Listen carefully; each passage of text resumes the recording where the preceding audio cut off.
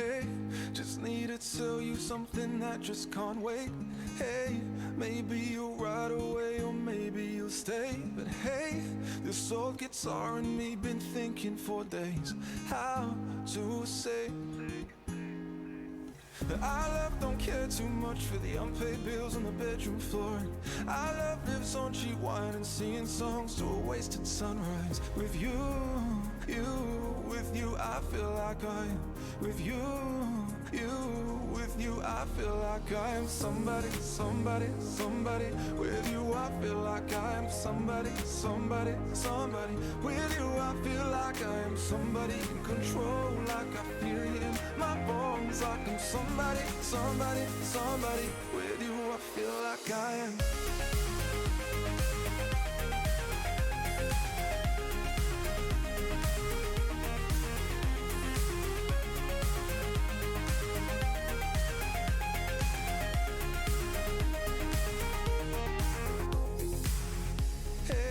Won't you come with me from New York to LA?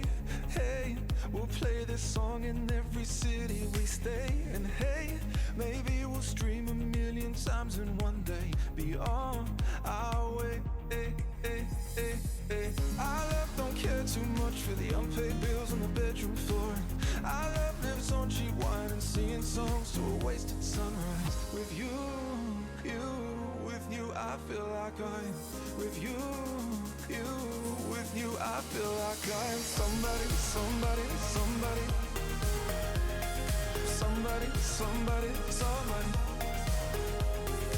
Somebody in control, like I feel it in my bones, like I'm somebody. With you I feel like I am.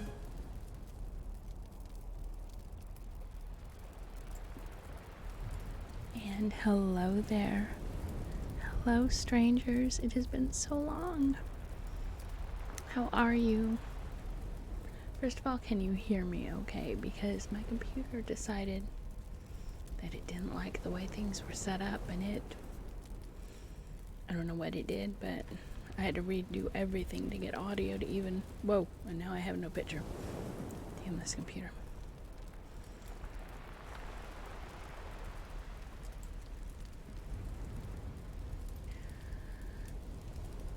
So first of all, can you hear me? The mic could be a little louder. I don't think I can turn the mic. I can turn the gain up a little bit if I can figure out which knob that is.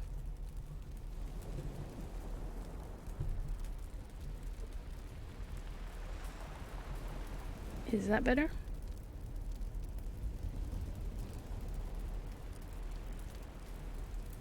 Can you hear me now?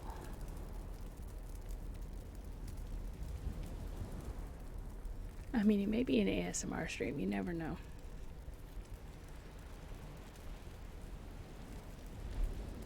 And it's better? Okay. Can you hear the campfire at all? Because I can't hear the fire audio at all for me. I might have inadvertently turned the monitoring off. God knows what I did. I said it was a struggle for me just to get audio to work at all. It's been too long. You can hear the faint crackle of the fire. Okay, does it need to be turned up, or is it okay where it is? Because I've got it about 50% volume.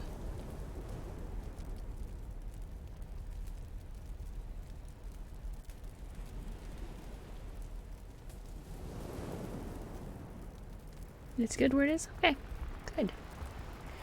So, what have I been up to? Well, as I'm sure... I don't know if you know Drop Bear, but the crashing waves and wind sounds are nice too. I hope I've got the right one. Loaded, because like I said, for some reason I'm not even hearing it at all. And I'm afraid to mess with it too much, because then I'll lose all my audio. Make sure I've got it set to monitor. Yeah, it's set to monitor. It just isn't. Oh well. Oh well, that's okay. So yeah, things have been a little rough lately, I will admit. Mom got sick. Mom ended up in the hospital.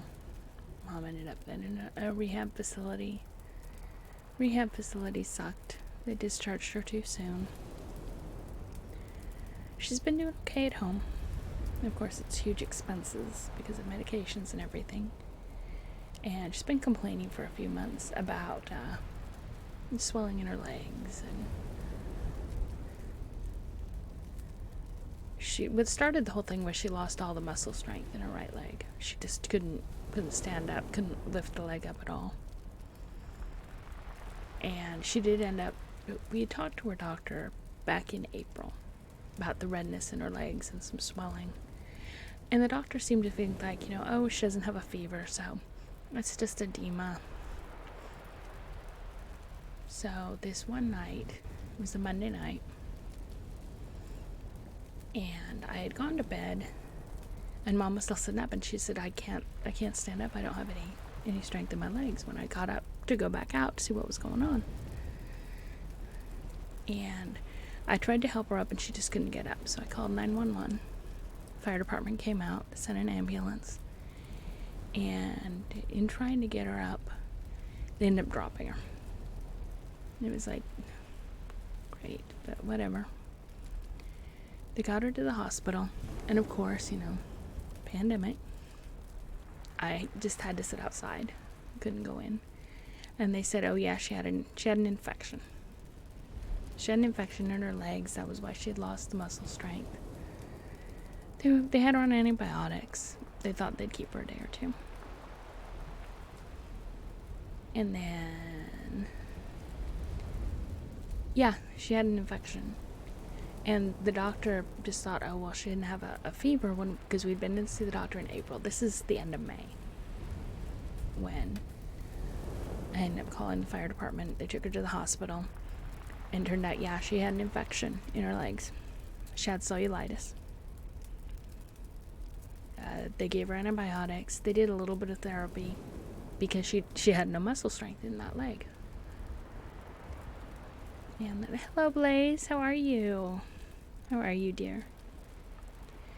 So they gave her antibiotics.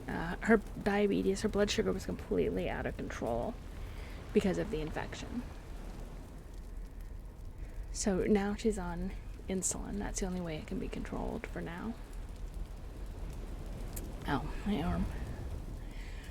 But, it is back under control, but she still had no strength in her legs. And it wasn't until after she was discharged from the rehab that found out from her doctor that no, she didn't just have cellulitis, she was septic. She almost died. So that was kind of scary. But, she has been doing a lot better. She went from needing to be in a wheelchair, could hardly even... Oh, that's okay to lurk. Enjoy your avatar. Yeah, Avatar is pretty cool. Someday I will get in there and join you guys. So she has been doing better, but they couldn't figure out why her blood pressure... She'd always had high blood pressure, but it was controlled. Hello, baby. How are you? I'm glad to see you here. Her blood pressure had always been pretty well controlled by medication, and all of a sudden she'd gone from having high blood pressure to it would drop really low. And her oxygen saturate would drop down to like 78%, which is dangerously low. And I think a few times it even went below that, and they couldn't figure out why. Chest x-rays were clear, and she still had no strength in the right leg. So the doctor said, I noticed that the hospital and the rehab place, they did ultrasounds on her legs, but it was a venous, I think. Either they did it for the veins and she decided she wanted to see the arteries, or they did the arteries and she wanted to see the veins. I can't remember now.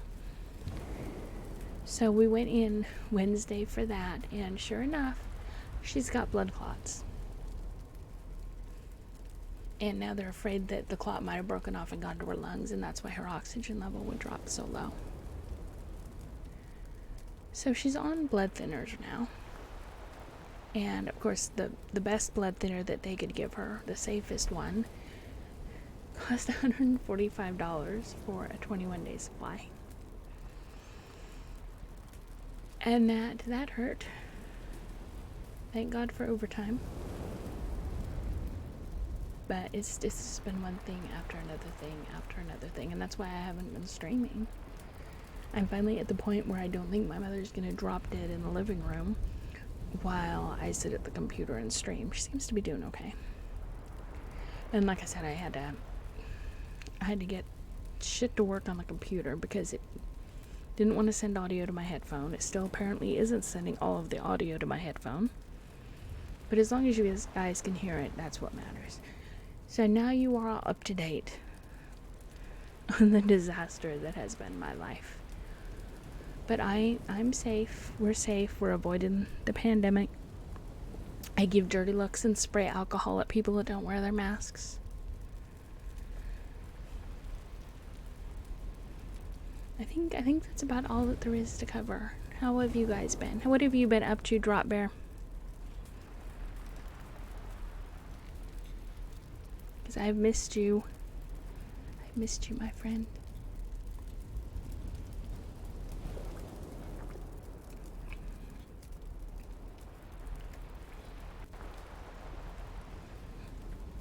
And I even figured out what chapter we are on of Frankenstein.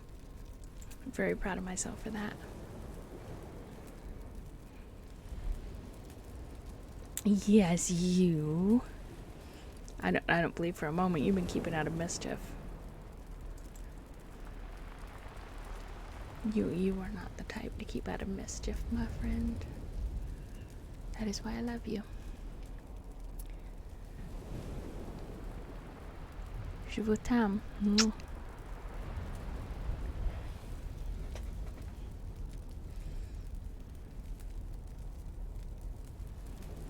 It's TKF stuff. You know, I honestly, I haven't gone into the TKF Discord in so long. I don't even know if I'm in the TKF Discord.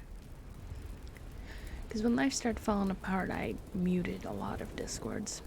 And now like I said, I don't even know if I'm still in that Discord. I'll have to look and see. Because I would like to get back into the sciencey stuff and maybe do some educational streams eventually. One day. One day. I would be happy if I could just get out and use my new camera to do some photography.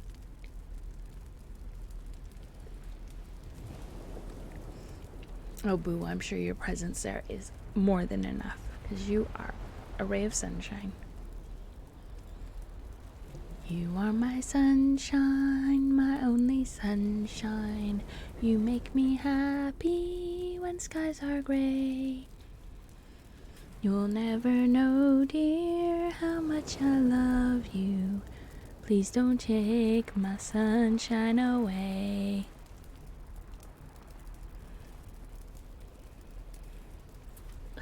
Bad smell, what do you mean? You mean a bad smell? Do you not bathe? You bathe. You are not that bad. You do not smell bad. So sad. So sad.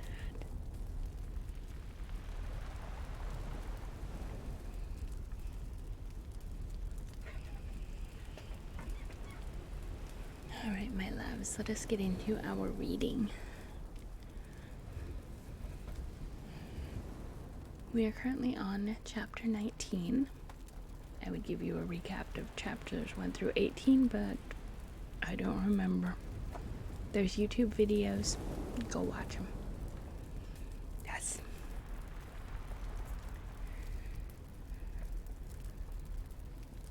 On to chapter 19. London. Oh dear God, now I can't talk. Okay, we'll try that. We'll try that one again. Maybe we'll drink some water. Oh, boo, don't you worry about helping me. I appreciate the sentiment, but I'm okay. I am okay. Don't you worry. You are here, and that is more than enough, okay? So I love you guys. Let me try this whole talking thing again. London was our present point of rest. We determined to remain several months in this wonderful and celebrated city. Clerval desired the intercourse of the men of genius and talent who flourished at this time, but this was with me a secondary object. I was principally occupied with the means of obtaining the information necessary for the completion of my promise, and quickly availed myself of the letters of introduction that I had brought with me, addressed to the most distinguished natural philosophers. If this journey had taken place during my days of study and happiness, it would have afforded me inexpressible pleasure. But a blight had come over my existence, and I only visited these people for the sake of the information they might give me on the subject in which my interest was so terribly profound. Company was irksome to me. When alone, I could fill my mind with the sights of heaven and earth.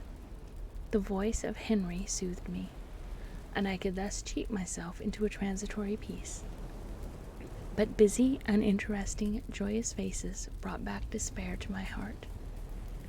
I saw an insurmountable barrier placed between me and my fellow men.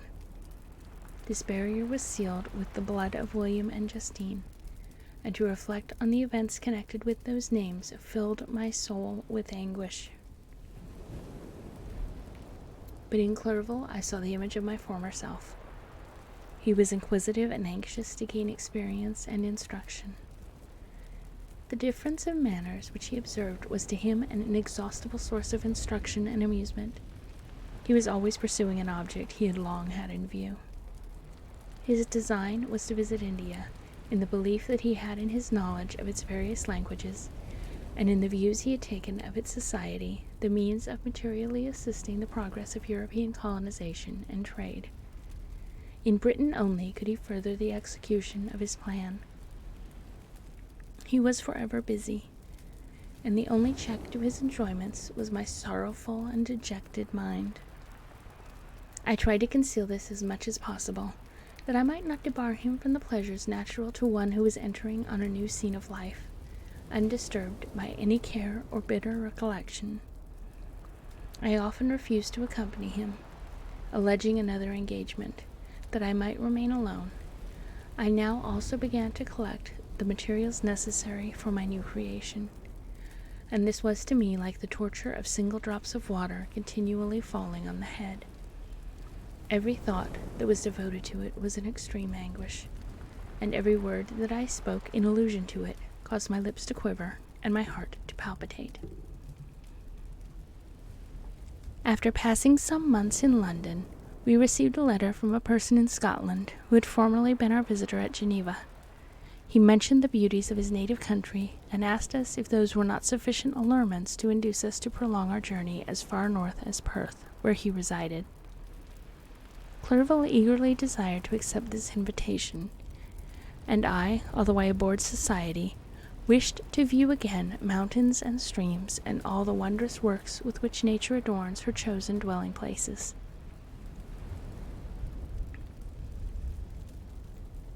We had arrived in England at the beginning of October, and it was now February.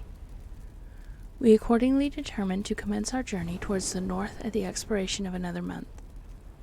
In this expedition we did not intend to follow the great road to Edinburgh, but to visit Windsor, Oxford, Matlock, and the Cumberland Lakes, resolving to arrive at the completion of this tour around the end of July. I packed up my chemical instruments and the materials I had collected, resolving to finish my labors in some obscure nook in the northern highlands of Scotland. We quitted London on the 27th of March, and remained a few days at Windsor, rambling in its beautiful forest. This was a new scene to us mountaineers. The majestic oaks, the quantity of game, and the herds of stately deer were all novelties to us.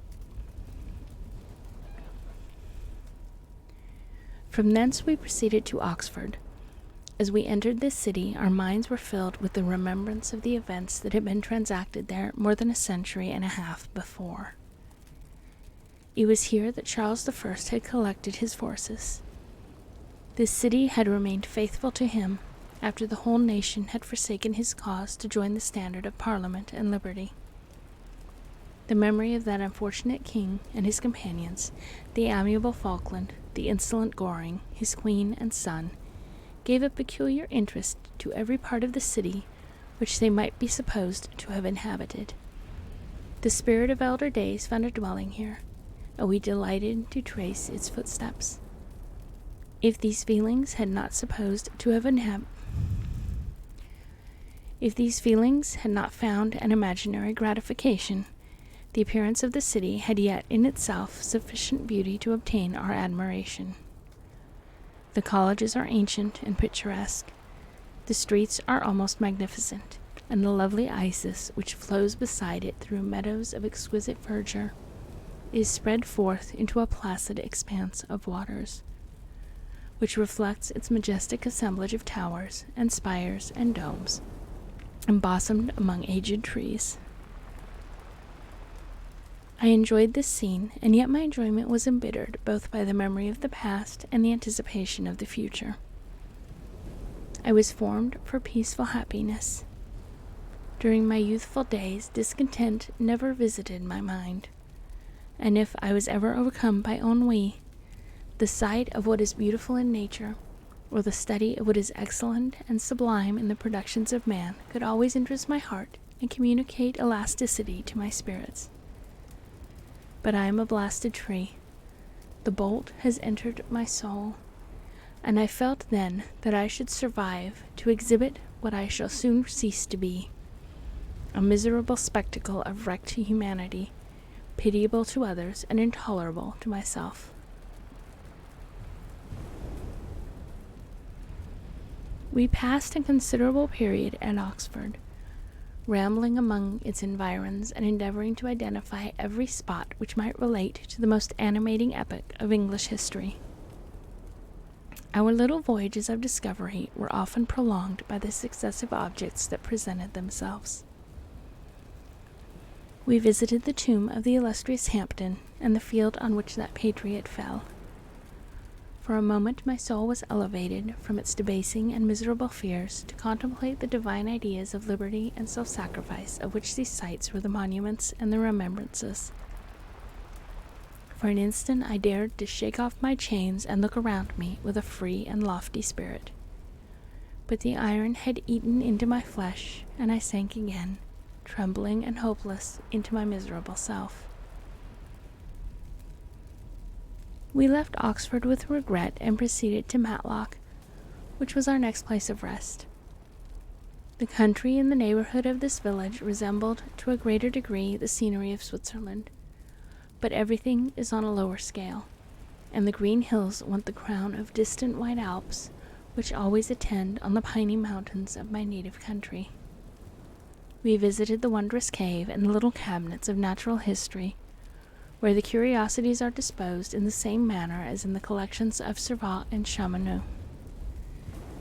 The latter name made me tremble when pronounced by Henry, and I hastened to quit Matlock, with which that terrible scene was thus associated. From Derby, still journeying northwards, we passed 2 months in Cumberland and Westmoreland. I could now almost fancy myself among the Swiss mountains. The little patches of snow which yet lingered on the northern sides of the mountains, the lakes and the dashing of the rocky streams were all familiar and dear sights to me. Here also we made some acquaintances, who almost contrived to cheat me into happiness. The delight of Clerval was proportionally greater than mine.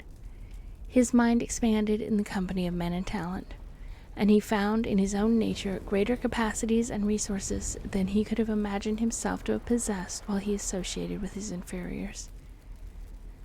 I could pass my life here, he said to me, and among these mountains I should scarcely regret Switzerland and the Rhine. But he found that a traveler's life is one that includes much pain amidst its enjoyments.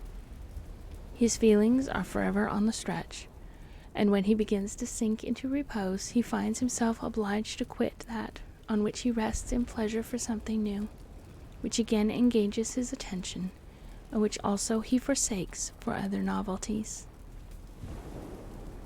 We had scarcely visited the various lakes of Cumberland and Westmoreland, and conceived an affection for some of the inhabitants when the period of our appointment with our Scotch friend approached, and we left them to travel on. For my own part, I am not sorry. I had now neglected my promise for some time, and I feared the effects of the demon's disappointment. He might remain in Switzerland and wreak his vengeance on my relatives. This idea pursued me and tormented me at every moment from which I might otherwise have snatched repose and peace. I waited for my letters with feverish impatience. If they were delayed, I was miserable and overcome by 1,000 fears. And when they arrived and I saw the superscription of Elizabeth or my father, I hardly dared to read and ascertain my fate. Sometimes I thought that the fiend followed me and might expedite my remissness by murdering my companion. When these thoughts possessed me, I would not quit Henry for a moment, but followed him as his shadow to protect him from the fancied rage of his destroyer. I felt as if I had committed some great crime, the consciousness of which haunted me. I was guiltless, but I had indeed drawn down a horrible curse upon my head, as mortal as that of crime. I visited Edinburgh with languid eyes and mind, and yet that city might have interested the most unfortunate being. Clerval did not like it so well as Oxford, for the antiquity of the latter city was more pleasing to him. But the beauty and regularity of the new town of Edinburgh, its romantic castle and its environs, the most delightful in the world, Arthur's Seat, St. Bernard's Well, and the Pendland Hills, compensated him for the chance, and filled him with cheerfulness and admiration. But I was impatient to arrive at the termination of my journey. We left Edinburgh in a week, passing through Cooper, St. Andrews, and along the banks of the Tay to Perth, where our friend expected us. But I was in no mood to laugh or talk with strangers or enter into their feelings or plans with the good humor expected from a guest, and accordingly I told Clerval that I wished to make the tour of Scotland alone. "Do you," said I, "enjoy yourself, and let this be our rendezvous. I may be absent a month or two, but do not interfere with my motions. I entreat you, leave me to peace and solitude for a short time, and when I return, I hope it will be with a lighter heart, more congenial to your own temper." Hello, Zoiku. I am glad that you found your way to us, and welcome. So glad to see you.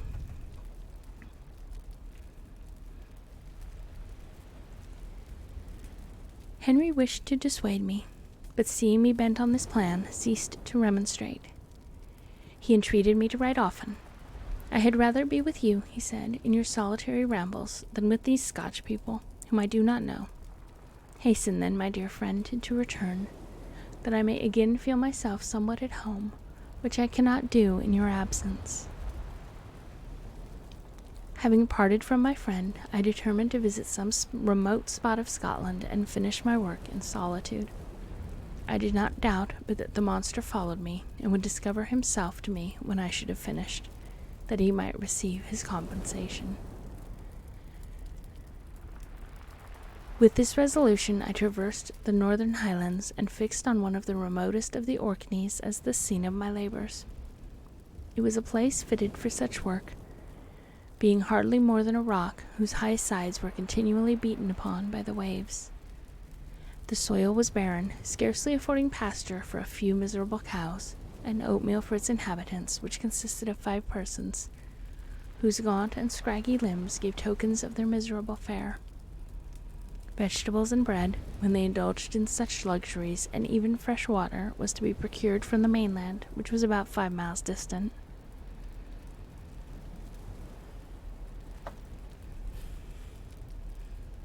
You have a good lunch, Drop Bear. We will see you soon.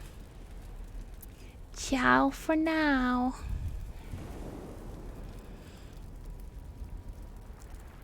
On the whole island there were but 3 miserable huts, and one of these was vacant when I arrived. This I hired. It contained but 2 rooms, and these exhibited all the squalidness of the most miserable penury. The thatch had fallen in, the walls were unplastered, and the door was off its hinges. I ordered it to be repaired, bought some furniture, and took possession, an incident which would doubtless have occasioned some surprise had not all the senses of the cottagers been benumbed by want and squalid poverty. As it was, I lived ungazed at and unmolested, hardly thanked for the pittance of food and clothes which I gave, so much did suffering blunt even the coarsest sensations of men. In this retreat I devoted the morning to labor, but in the evening, when the weather permitted, I walked on the stony beach of the sea to listen to the waves as they roared and dashed at my feet. It was a monotonous yet ever-changing scene. I thought of Switzerland. It was far different from this desolate and appalling landscape. Its hills are covered with vines, and its cottages are scattered thickly in the plains.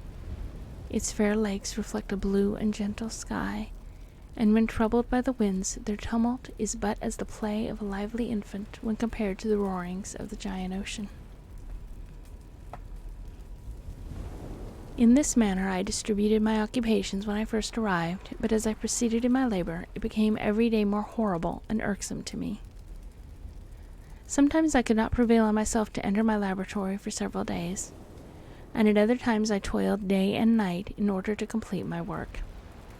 It was, indeed, a filthy process in which I was engaged. During my first experiment, a kind of enthusiastic frenzy had blinded me to the horror of my employment. My mind was intently fixed on the consummation of my labor, and my eyes were shut to the horror of my proceedings. But now I went to it in cold blood, and my heart often sickened at the work of my hands. Thus situated, employed in the most detestable occupation, immersed in a solitude where nothing could for an instant call my attention from the actual scene in which I was engaged, my spirits became unequal. I grew restless and nervous. Every moment I feared to meet my persecutor.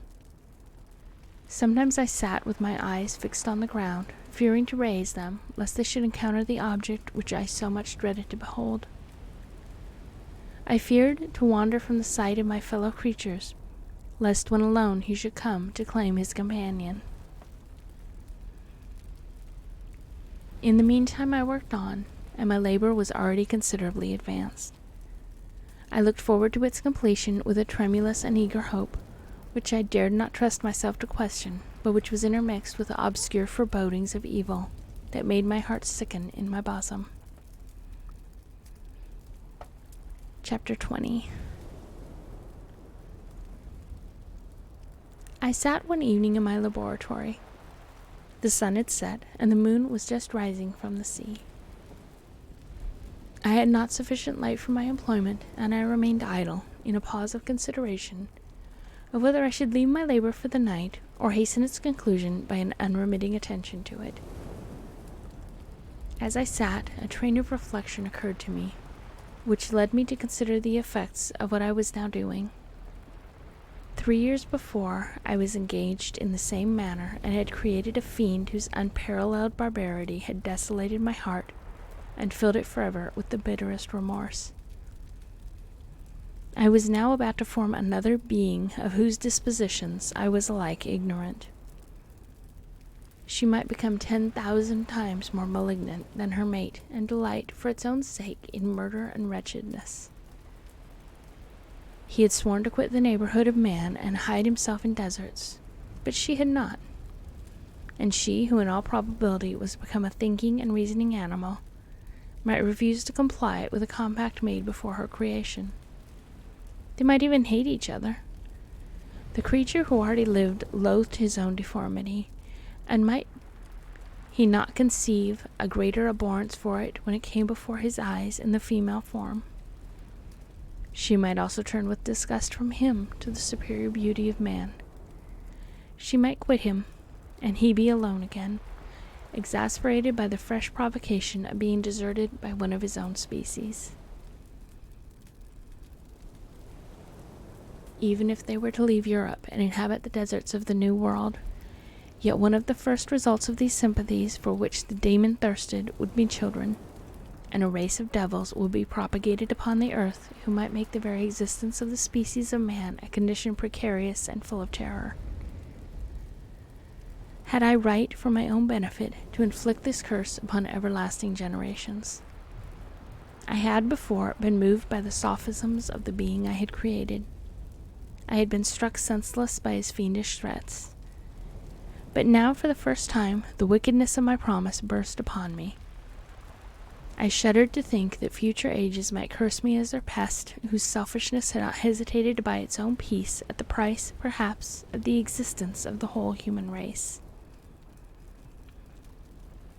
I trembled and my heart failed within me, when, on looking up, I saw by the light of the moon the demon at the casement. A ghastly grin wrinkled his lips as he gazed on me, where I sat fulfilling the task which he had allotted me. Yes, he had followed me in my travels. He had loitered in forests, hid himself in caves, or taken refuge in wide and desert heaths. And he now came to mark my progress and claim the fulfillment of my promise. As I looked at him, his countenance expressed the utmost extent of malice and treachery.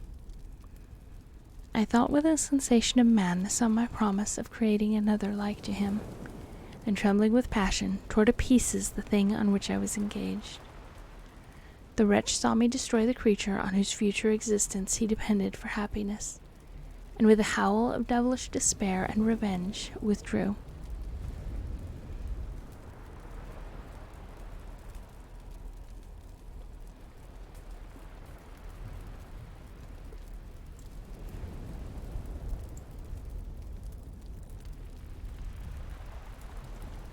I left the room, and locking the door, made a solemn vow in my own heart never to resume my labors. And then, with trembling steps, I sought my own apartment. I was alone. None were near me to dissipate the gloom and relieve me from the sickening oppression of the most terrible reveries. Several hours passed, and I remained near my window gazing on the sea.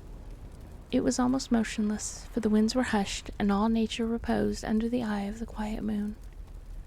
A few fishing vessels alone specked the water, and now and then the gentle breeze wafted the sound of voices as the fishermen called to one another. I felt the silence, although I was hardly conscious of its extreme profundity, until my ear was suddenly arrested by the paddling of oars near the shore, and a person landed close to my house.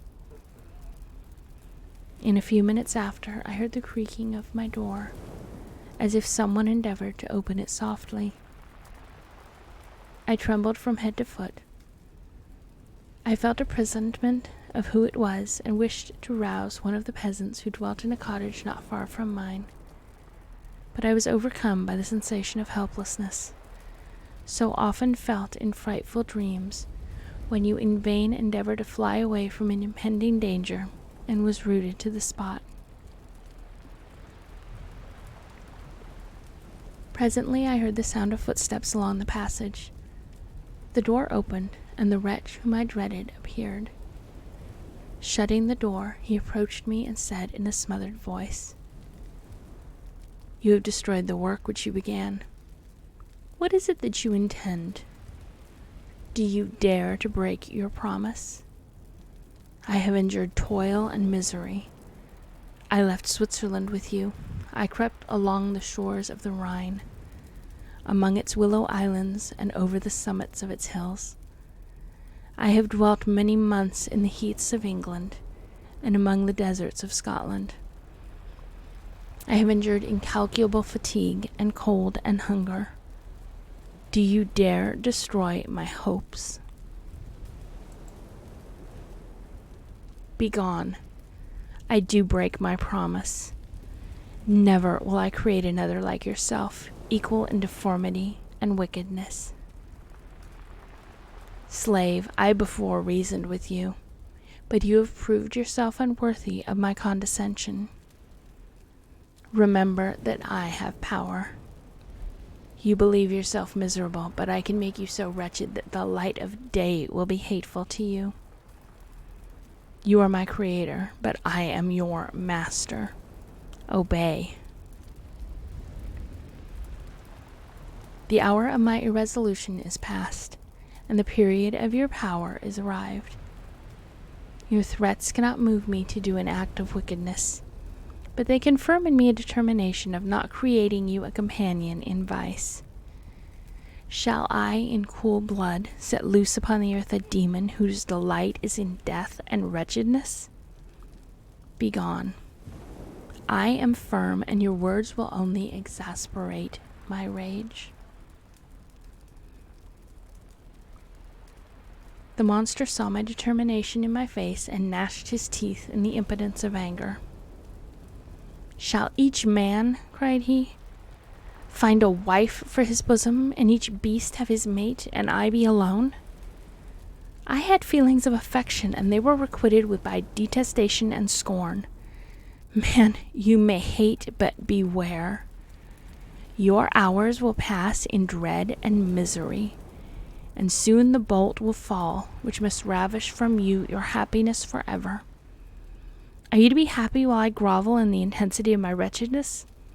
You can blast my other passions, but revenge remains. Revenge henceforth dearer than light or food. I may die, but first you, my tyrant and tormentor, shall curse the sun that gazes on your misery. Beware, for I am fearless and therefore powerful. I will watch with the wiliness of a snake, that I may sting with its venom.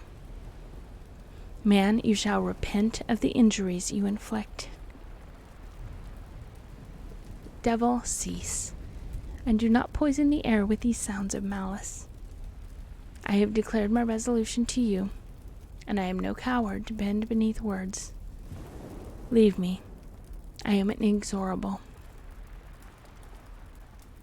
It is well. I go, but remember, I shall be with you on your wedding night. I started forward and exclaimed, Villain, before you sign my death warrant, be sure that you yourself safe. I would have seized him, but he eluded me and quitted the house with precipitation. In a few moments I saw him in his boat, which shot across the waters with an arrowy swiftness and was soon lost amidst the waves. All was again silent, but his words rang in my ears. I burned with rage to pursue the murderer of my peace and precipitate him into the ocean. I walked up and down my room hastily and perturbed, while my imagination conjured up 1,000 images to torment and sting me. Why had I not followed him and closed with him in mortal strife? But I had suffered him to depart, and he had directed his course towards the mainland. I shuddered to think who might be the next victim sacrificed to his insatiate revenge. And then I thought again of his words, I will be with you on your wedding night. That then was the period fixed for the fulfillment of my destiny. In that hour I should die, and at once satisfy and extinguish his malice. The prospect did not move me to fear, yet when I thought of my beloved Elizabeth, of her tears and endless sorrow when she should find her lover so barbarously snatched from her, tears, the first I had shed for many months, streamed from my eyes, and I resolved not to fall before my enemy without a bitter struggle.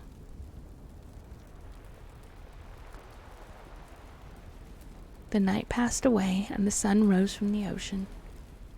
My feelings became calmer, if it may be called calmless when the violence of rage sinks into the depths of despair. I left the house, the horrid scene of the last night's contention, and walked on the beach of the sea, which I almost regarded as an insuperable barrier between me and my fellow creatures.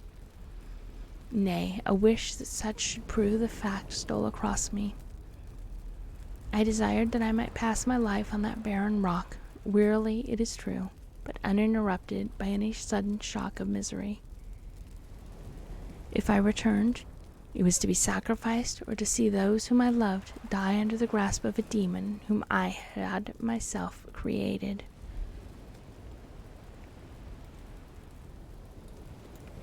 I walked about the isle like a restless spectre, separated from all it loved and miserable in the separation.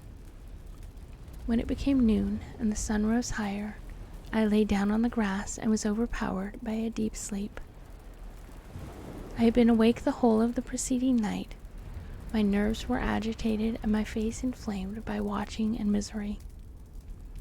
The sleep into which I now sank refreshed me, and when I awoke, I again felt as if I belonged to a race of human beings like myself, and I began to reflect upon what had passed with greater composure. Yet still the words of the fiend rang in my ears like a death knell. They appeared like a dream, yet distinct and oppressive as a reality.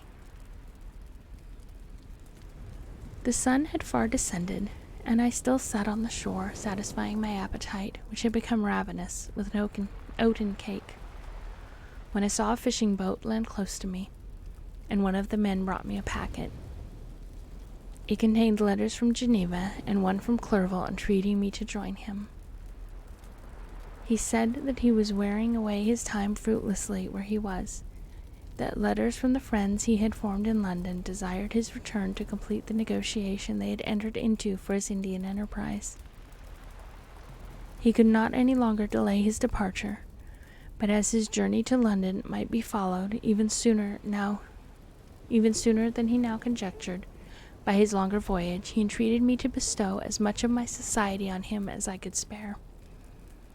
He besought me, therefore, to leave my solitary isle and to meet him at Perth, that we might proceed southwards together. This letter in a degree recalled me to life, and I determined to quit my island at the expiration of 2 days. Yet before I departed, there was a task to perform on which I shuddered to reflect. I must pack up my chemical instruments, and for that purpose I must enter the room which had been the scene of my odious work, and I must handle those utensils, the sight of which was sickening to me. The next morning at daybreak, I summoned sufficient courage and unlocked the door of my laboratory. The remains of the half-finished creature whom I had destroyed lay scattered on the floor, and I almost felt as if I had mangled the living flesh of a human being. I paused to collect myself and then entered the chamber. With trembling hand, I conveyed the instruments out of the room, but I reflected that I ought not to leave the relics of my work to excite the horror and suspicion of the peasants, and I accordingly put them into a basket with a great quantity of stones, and laying them up, determined to throw them into the sea that very night, and in the meantime I sat upon the beach, and joyed in cleaning and arranging my chemical apparatus. Nothing could be more complete than the alteration that had taken place in my feelings since the night of the appearance of the demon. I had before regarded my promise with a gloomy despair as a thing that, with whatever consequences, must be fulfilled. But I now felt as if a film had been taken from before my eyes, and that I for the first time saw clearly. The idea of renewing my labors did not for one instant occur to me. The threat I had heard weighed on my thoughts, but I did not reflect that a voluntary act of mine could avert it. I had resolved in my own mind that to create another like the fiend I had first made would be an act of the basest and most atrocious selfishness, and I banished from my mind every thought that could lead to a different conclusion. Between 2 and 3 in the morning the moon rose, and I then, putting my basket aboard a little skiff, sailed out about 4 miles from the shore. The scene was perfectly solitary. A few boats were returning towards land, but I sailed away from them. I felt as if I was about the commission of a dreadful crime, and I avoided the shuddering anxiety any encounter with my fellow creatures. At one time the moon, which had before been clear, was suddenly overspread by a thick cloud, and I took advantage of the moment of darkness and cast my basket into the sea. I listened to the gurgling sound as it sank, and then sailed away from the spot. The sky became clouded, but the air was pure, although chilled by the northeast breeze that was then rising. But it refreshed me and filled me with such agreeable sensations that I resolved to prolong my stay on the water, and fixing the rudder in a direct position, stretched myself at the bottom of the boat. Clouds hid the moon, everything was obscure, and I heard only the sound of the boat as its keel cut through the waves. The murmur lulled me, and in a short time I slept soundly. I do not know how long I remained in this situation, but when I awoke I found that the sun had already mounted considerably. The wind was high, and the waves continually threatened the safety of my little skiff. I found that the wind was northeast and must have driven me far from the coast from which I had embarked. I endeavored to change my course, but quickly found that if I again made the attempt, the boat would be instantly filled with water. Thus situated, my only resource was to drive before the wind. I confess that I felt a few sensations of terror. I had no compass with me, and was so slenderly acquainted with the geography of this part of the world that the sun was of little benefit to me. I might be driven into the wide Atlantic and feel all the tortures of starvation, or be swallowed up in the immeasurable waters that roared and buffeted around me. I had already been out many hours and felt the torment of a burning thirst, a prelude to my other sufferings. I looked on the heavens, which were covered by clouds that flew before the wind, only to be replaced by others. I looked upon the sea. It was to be my grave. "Fiend," I exclaimed, "your task is already fulfilled." I thought of Elizabeth, of my father, and of Clerval, all left behind, on whom the monster might satisfy his sanguinary and merciless passions.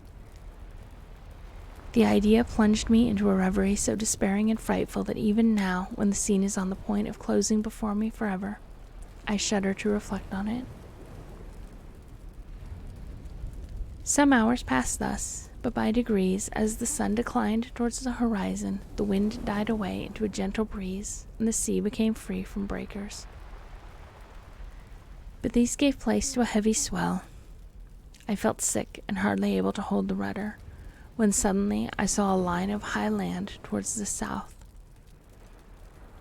Almost spent as I was by fatigue and the dreadful suspense I endured for several hours, this sudden certainty of life rushed like a flood of warm joy to my heart, and tears gushed from my eyes.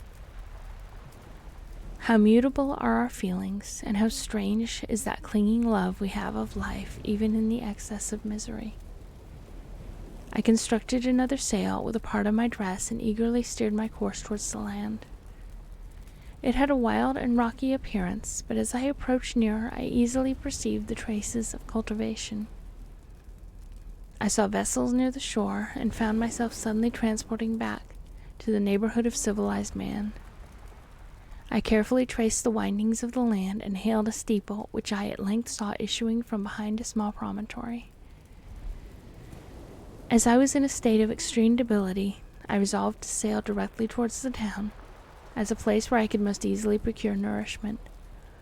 Fortunately, I had money with me. As I turned the promontory, I perceived a small, neat town and a good harbor, which I entered, my heart bounding with joy at my unexpected escape. As I was occupied in fixing the boat and arranging the sails, several people crowded towards the spot. They seemed much surprised at my appearance, but instead of offering me any assistance, whispered together with gestures that at any other time might have produced in me a slight sensation of alarm. As it was, I merely remarked that they spoke English, and I therefore addressed them in that language. "My good friends," said I, "will you be so kind as to tell me the name of this town and inform me where I am?" "You will know that soon enough," replied a man with a hoarse voice. "Maybe you are come to a place that will not prove much to your taste, but you will not be consulted as to your quarters, I promise you." I was surprised on receiving so rude an answer from a stranger, and I was also disconcerted on perceiving the frowning and angry countenances of his companions. "Why do you answer me so roughly?" I replied. "Surely it is not the custom of Englishmen to receive strangers so inhospitably." "I do not know," said the man, "what the customs of the English may be, but it is the custom of the Irish to hate villains." While this strange dialogue continued, I perceived the crowd rapidly increase. Their faces expressed a mixture of curiosity and anger, which annoyed and in some degree alarmed me. I inquired the way to the inn, but no one replied. I then moved forward, and a murmuring sound arose from the crowd as they followed and surrounded me. when an ill-looking man approached, tapping me on the shoulder, and said, "Come, sir, you must follow me to Mr. Kerwin's to give an account of yourself." Who is Mr. Kerwin? Why am I to give an account of myself? Is not this a free country? Aye, sir, free enough for honest folks. Mr. Kerwin is a magistrate, and you are to give an account of the death of a gentleman who was found murdered here last night. This answer startled me, but I presently recovered myself. I was innocent. That could easily be proved. Accordingly, I followed my conductor in silence and was led to one of the best houses in the town. I was ready to sink from fatigue and hunger, but being surrounded by a crowd, I thought it polite to rouse all my strength, that no physical debility might be construed into apprehension or conscious guilt. Little did I then expect the calamity that was in a few moments to overwhelm me and extinguish in horror and despair all fear of ignominy or death. I must pause here, for it requires all my fortitude to recall the memory of the frightful events which I am about to relate in proper detail to my recollection.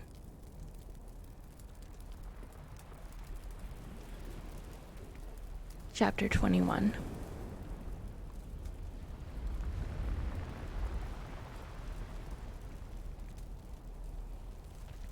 I was soon introduced into the presence of the magistrate, an old benevolent man with calm and mild manners. He looked upon me, however, with some degree of severity, and then turning towards my conductors, he asked who appeared as witnesses on this occasion. About half a dozen men came forward, and, one being selected by the magistrate, he deposed that he had been out fishing the night before with his son and brother-in-law, Daniel Nugent, when about 10 o'clock they observed a strong northerly blast rising, and they accordingly put in for port. It was a very dark night, as the moon had not yet risen.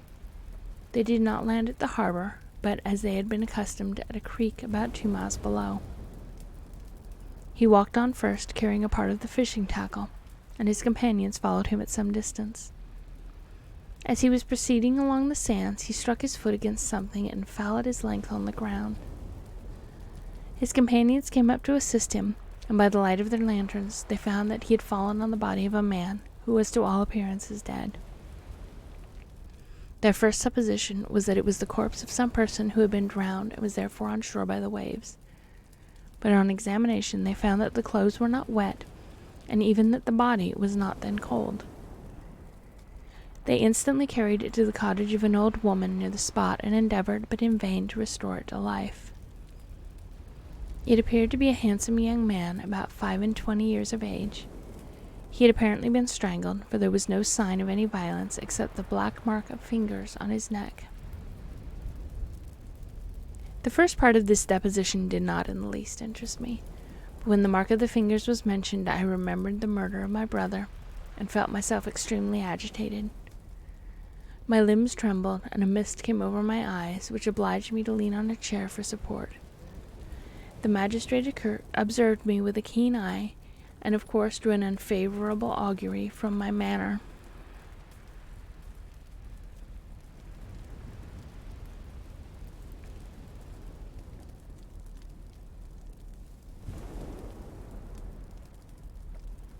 The son confirmed his father's account, but when Daniel Nugent was called, he swore positively that just before the fall of his companion he saw a boat with a single man in it, at a short distance from the shore, and as far as he could judge by the light of a few stars, it was the same boat in which I had just landed.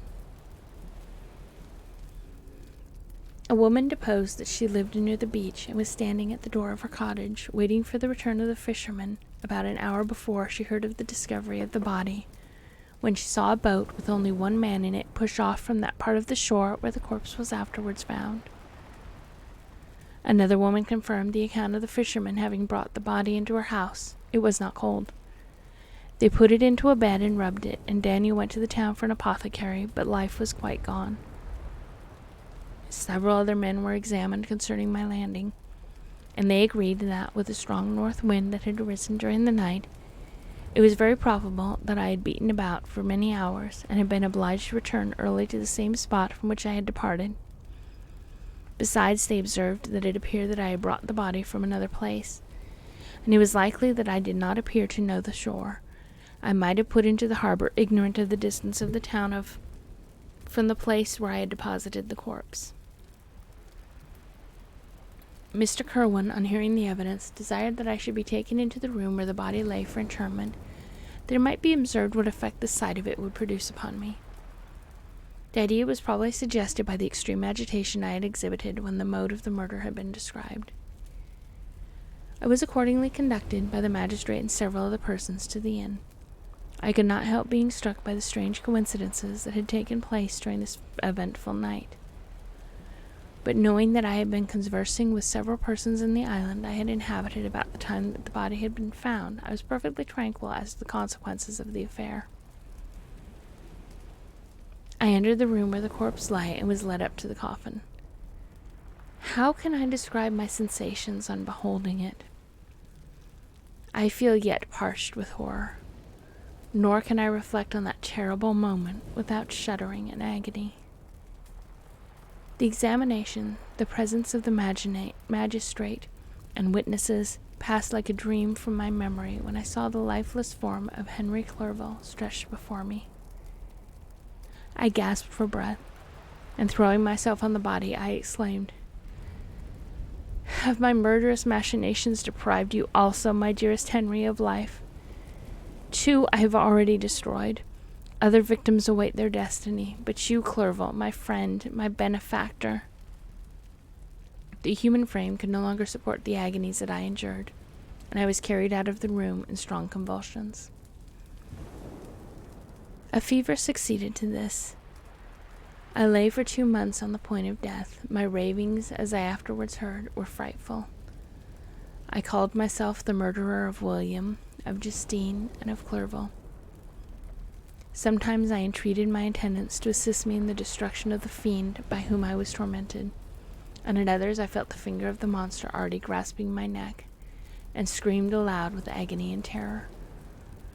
Fortunately, as I spoke my native language, Mr. Kerwin alone understood me, but my gestures and bitter cries were sufficient to affright the other witnesses. Why did I not die?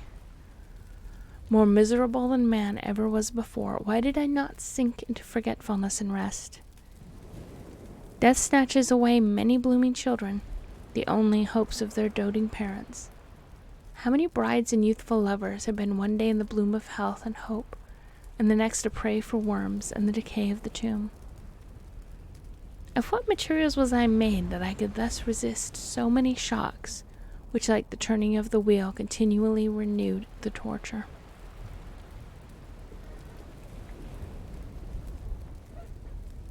But I was doomed to live, and in 2 months found myself as waking from a dream in a prison, stretched on a wretched bed, surrounded by gaolers, turnkeys, bolts, and all the miserable apparatus of a dungeon.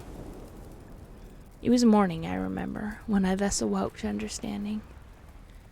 I had forgotten the particulars of what had happened, and only felt as if some great misfortune had suddenly overwhelmed me. But when I looked around and saw the barred windows and the squalidness of the room in which I was, all flashed across my memory, and I groaned bitterly. This sound disturbed an old woman who was sleeping in a chair beside me. She was a hired nurse, the wife of one of the turnkeys, and her countenance expressed all those bad qualities which often characterize that class. The lines of her face were hard and rude, like that of persons accustomed to see without sympathizing in sights of misery. Her tone expressed her entire indifference. She addressed me in English, and the voice struck me as one that I had heard during my sufferings. "Are you better now, sir?" said she. I replied in the same language with a feeble voice. "I believe I am, but if it be all true, if indeed I did not dream, I am sorry that I am still alive to feel this misery and horror." "For that matter," replied the old woman, "if you mean about the gentleman you murdered, I believe it were better for you if you were dead, for I fancy it would go hard for you. However, that's none of my business. I am sent to nurse you and get you well. I do my duty with a safe conscience. If it were well if everybody did the same. I turned with loathing from the woman who could utter so unfeeling a speech to a person just saved on the very verge of death, but I felt languid and unable to reflect on all that had passed. The whole series of my life appeared to me as a dream. I sometimes doubted if indeed it were all true, for it never presented itself to my mind with the force of reality. As the images that floated before me became more distinct, I grew feverish. A darkness pressed around me. No one was near me who soothed me with the gentle voice of love. No dear hand supported me. The physician came and prescribed medicines, and the old woman prepared them for me. But utter carelessness was visible in the first, and the expression of brutality was strongly marked in the visage of the second. Who would be interested in the fate of a murderer but the hangman who should gain his fee? These were my first reflections, but I soon learned that Mr. Kerwin had showed me extreme kindness. He had caused the best room in the prison to be prepared for me. Wretched indeed was the best. And it was he who had provided a physician and a nurse. It is true he seldom came to see me, for although he ardently desired to relieve the sufferings of every human creature, he did not wish to be present at the agonies and miserable ravings of a murderer. He came, therefore, sometimes to see that I was not neglected, but his visits were short and with long intervals. One day, while I was gradually recovering, I was seated in a chair, my eyes half open, and my cheeks livid like those in death. I was overcome by gloom and misery, and often reflected I had better seek death than desire to remain in a world which to me was replete with wretchedness. At one time I considered whether I should not declare myself guilty, and suffer the penalty of the law, less innocent than poor Justine had been. Such were my thoughts when the door of my apartment was opened, and Mr. Kerwin entered. His countenance expressed sympathy and compassion. He drew a chair close to mine, and addressed me in French.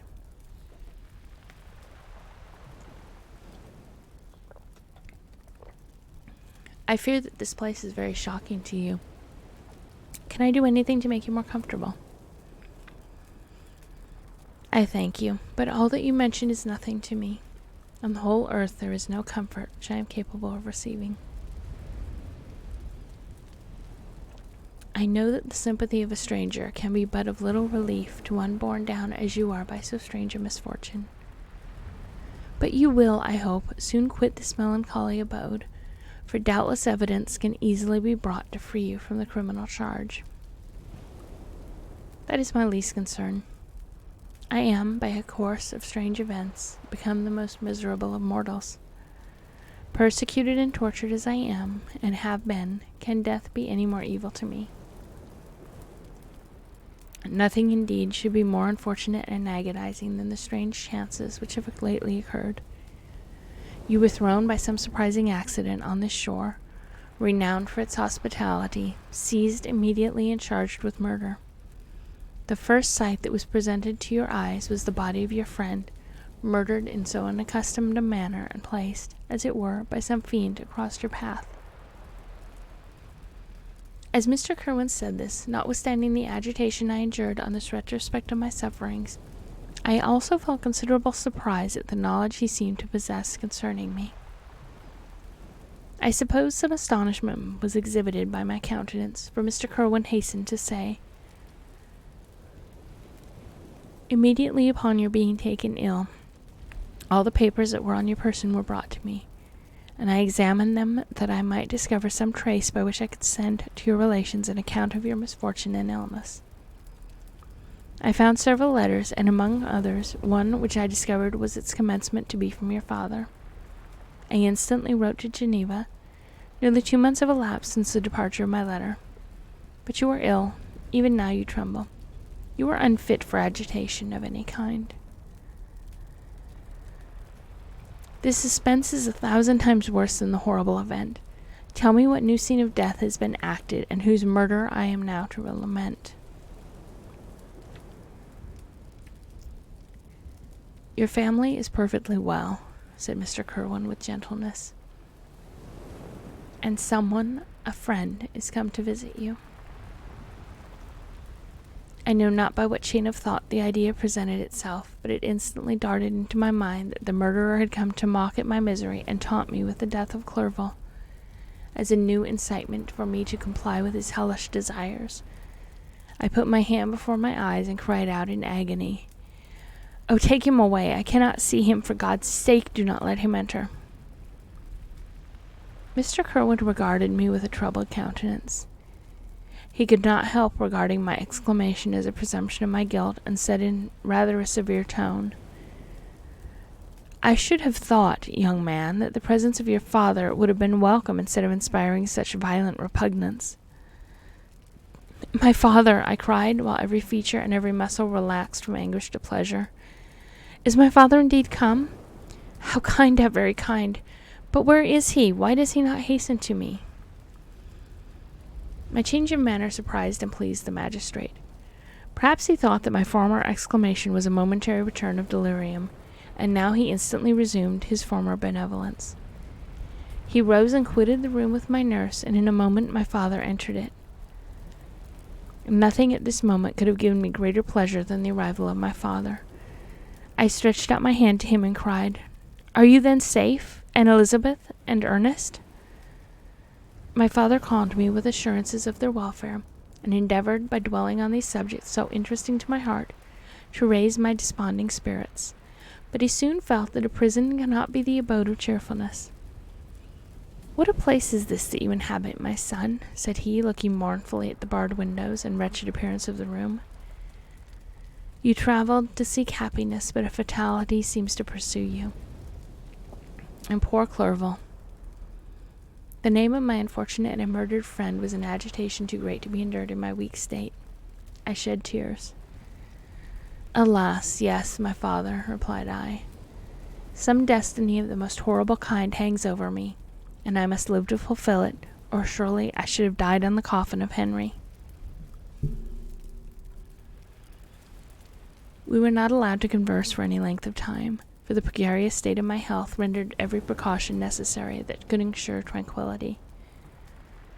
Mr. Kerwin came in and insisted that my strength should not be exhausted by too much exertion, but the appearance of my father was to me like that of my good angel, and I gradually recovered my health. As my sickness quitted me, I was absorbed by a gloomy and black melancholy that nothing could dissipate. The image of Clerval was forever before me, ghastly and murdered. More than once the agitation into which these reflections threw me made my friends dread a dangerous relapse. Alas, why did they preserve so miserable and detested a life? It was surely that I might fulfill my destiny, which is now drawing to a close. Soon, oh very soon, will death extinguish these throbbings and relieve me from the mighty weight of anguish that bears me to the dust. And in executing the award of justice, I shall also sink to rest. Then the appearance of death was distant, although the wish was ever present to my thoughts, and I often sat for hours motionless and speechless, wishing for some mighty revolution that might bury me and my destroyer in its ruins. The season of assizes approached. I had already been 3 months in prison, and although I was still weak and in continual danger of a relapse, I was obliged to travel nearly 100 miles to the country town where the court was held. Mr. Kerwin charged himself with every care of collecting witnesses and arranging my defense. I was spared the disgrace of appearing publicly as a criminal, as the case was not brought before the court that decides on life and death.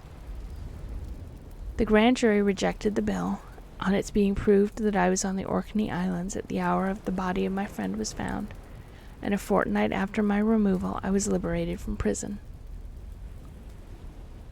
My father was enraptured on finding me freed from the vexations of a criminal charge, that I was again allowed to breathe the fresh atmosphere and permitted to return to my native country. I did not participate in these feelings, for to me the walls of a dungeon or a palace were alike hateful.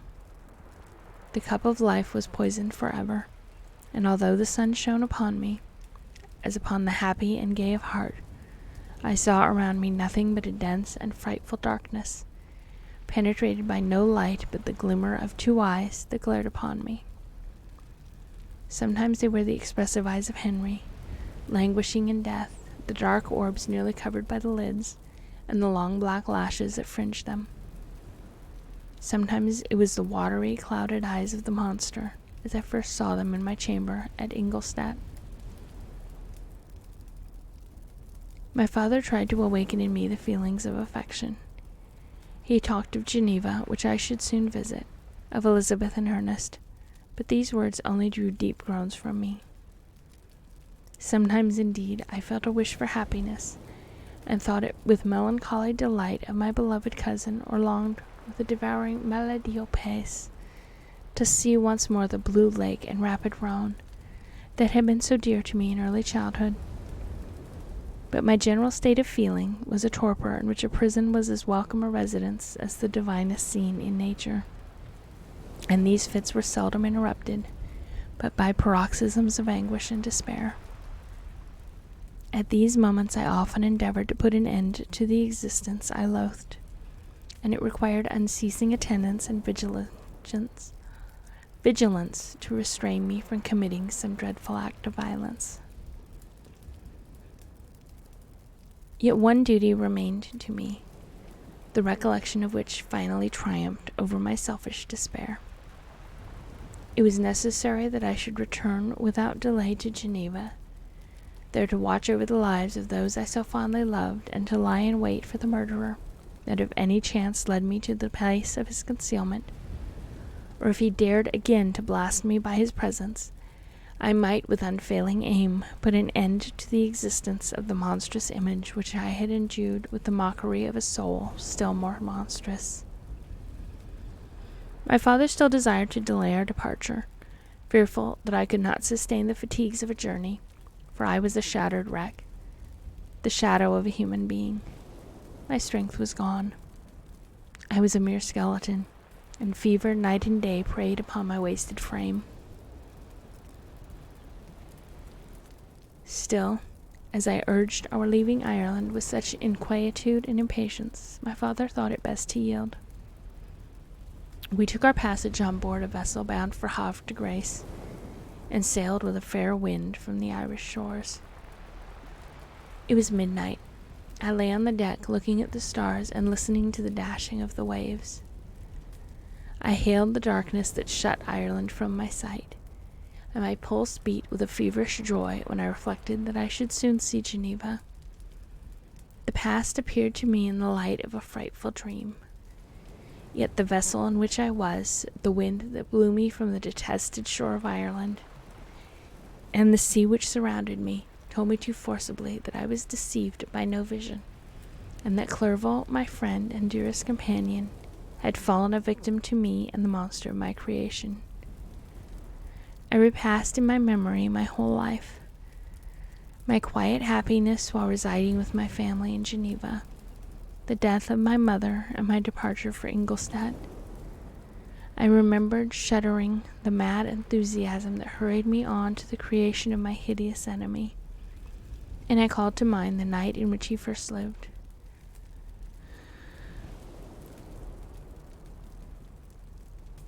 I was unable to pursue the train of thought. 1,000 feelings pressed upon me, and I wept bitterly.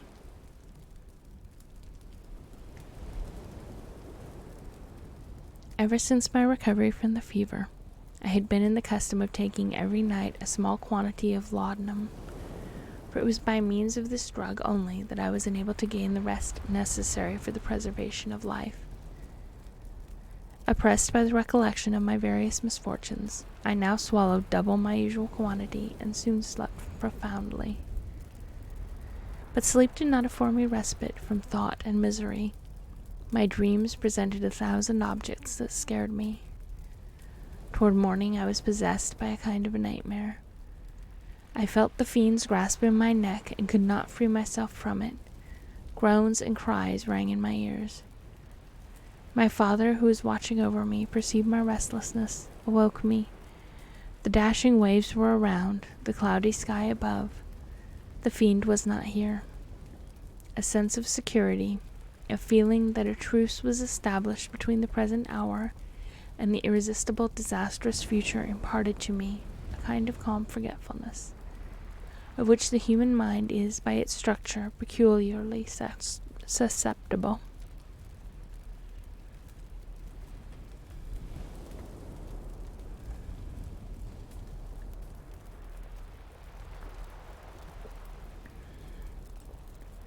Chapter 22. The voyage came to an end. We landed and proceeded to Paris. I soon found that I had overtaxed my strength and that I must repose before I could continue my journey. My father's care and attentions were indefatigable, but he did not know the origin of my sufferings and sought erroneous methods to remedy the incurable ill. He wished me to seek amusement in society. I abhorred the face of man. Oh, not abhorred. They were my brethren, my fellow beings, and I felt attracted even to the most repulsive among them, as to creatures of an angelic nature and celestial mechanism. But I felt that I had no right to share their intercourse. I had unchained an enemy among them whose joy it was to shed their blood and to revel in their groans. How they would, each and all, abhor me and hunt me from the world, did they know my unhallowed acts and the crimes which had their source in me. My father yielded at length to my desire to avoid society and strove by various arguments to banish my despair. Sometimes he thought that I felt deeply the degradation of being obliged to answer a charge of murder, and he endeavored to prove to me the futility of pride. "Alas, my father," said I, "how little do you know me. Human beings, their feelings and passions would indeed be degraded if such a wretch as I felt pride. Justine, poor and happy Justine, was as innocent as I, and she suffered the same charge. She died for it, and I am the cause of this. I murdered her. William, Justine, and Henry, they all died by my hands." My father had, often, during my imprisonment, heard me make the same assertion. When I thus accused myself, he sometimes seemed to desire an explanation, and at others he appeared to consider it as the offspring of delirium, and that during my illness some idea of this kind had presented itself to my imagination, the remembrance of which I preserved in my convalescence. I avoided explanation and maintained a continual silence concerning the wretch I had created. I had a persuasion that I should be supposed mad, and this in itself would forever have chained my tongue. But besides, I could not bring myself to disclose a secret which would fill my hearer with consternation and make fear and a natural horror the intimates of his breast. I checked, therefore, my impatient thirst for sympathy, and was silent when I would have given the world to have confided the fatal secret.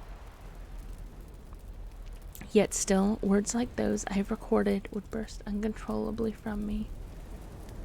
I could offer no explanation of them, but their truth in part relieved the burden of my mysterious woe. Upon this occasion my father said, with an expression of unbounded wonder, "My dearest Victor, what infatuation is this? My dear son, I entreat you never to make such an assertion again." "I am not mad," I cried energetically. "The sun and the heavens who have viewed my operations can bear witness of my truth. I am the assassin of those most innocent victims. They died by my machinations. 1,000 times would I have shed my own blood, drop by drop, to have saved their lives, but I could not, my father, indeed I could not sacrifice the whole human race." The conclusion of this speech convinced my father that my ideas were deranged, and he instantly changed the subject of our conversation, and endeavored to alter the course of my thoughts. He wished as much as possible to obliterate the memory of the scenes that had taken place in Ireland, and never alluded to them or suffered me to speak of my misfortunes. As time passed away, I became more calm.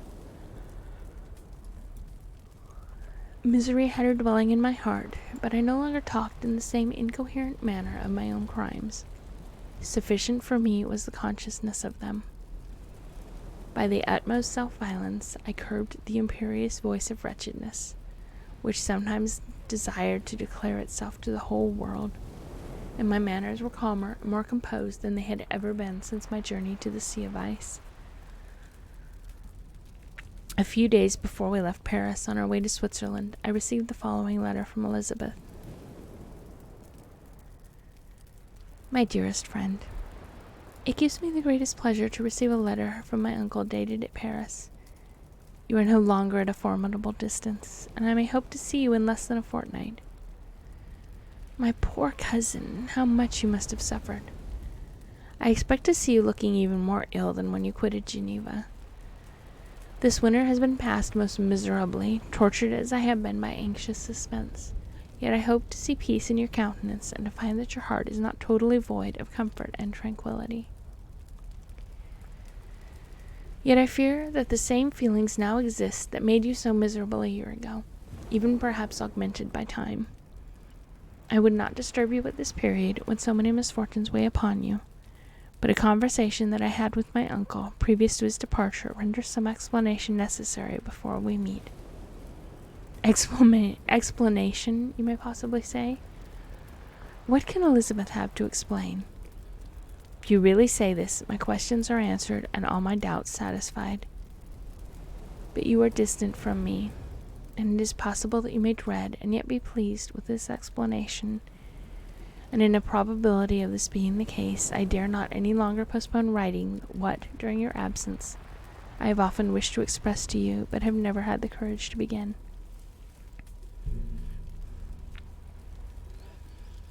You know well, Victor, that our union has been the favorite plan of your parents since our infancy.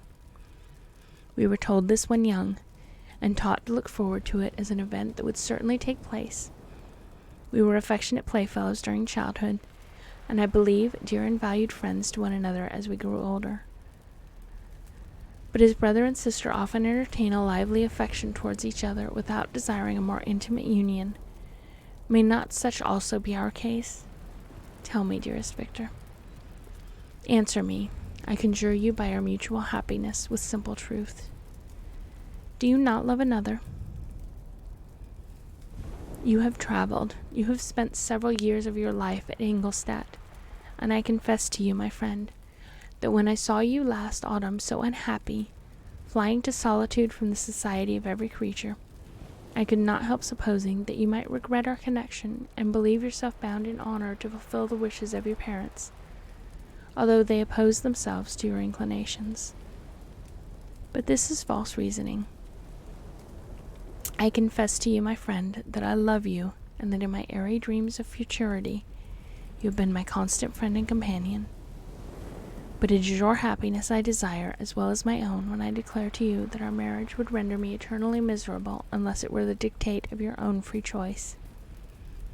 Even now I weep to think that, borne down as you are by the cruelest misfortunes, you may stifle, by the word honor, all hope of that love and happiness which would alone restore you to yourself. I, who have so disinterested an affection for you, may increase your miseries tenfold by being an obstacle to your wishes. Victor, be assured that your cousin and playmate has too sincere a love for you not to be made miserable by this supposition. Be happy, my friend, and if you obey me in this one request, remain satisfied that nothing on earth will have the power to interrupt my tranquillity. Do not let this letter disturb you. Do not answer tomorrow or the next day or even until you come, if it will give you pain. My uncle will send me news of your health, and if I see but one smile on your lips when we meet, occasioned by this or any other exertion of mine, I shall need no other happiness. Elizabeth Lavenza. Geneva, May 18th. This letter revived in my memory what I had before forgotten, the threat of the fiend. I will be with you on your wedding night. Such was my sentence, and on that night would the demon employ every art to destroy me and tear me from the glimpses of happiness which promised partly to console my sufferings. On that night he had determined to consummate his crimes by my death. Well, be it so. A deadly struggle would then assuredly take place, in which, if he were victorious, I should be at peace and his power over me be at an end. If he were vanquished, I should be a free man. Alas, what freedom! Such as the peasant enjoys when his family have been massacred before his eyes, his cottage burnt, his lands laid waste, and he is turned adrift, homeless, penniless, and alone, but free. Such would be my liberty, except that in my Elizabeth I possess a treasure, alas, balanced by those horrors of remorse and guilt which would pursue me until death.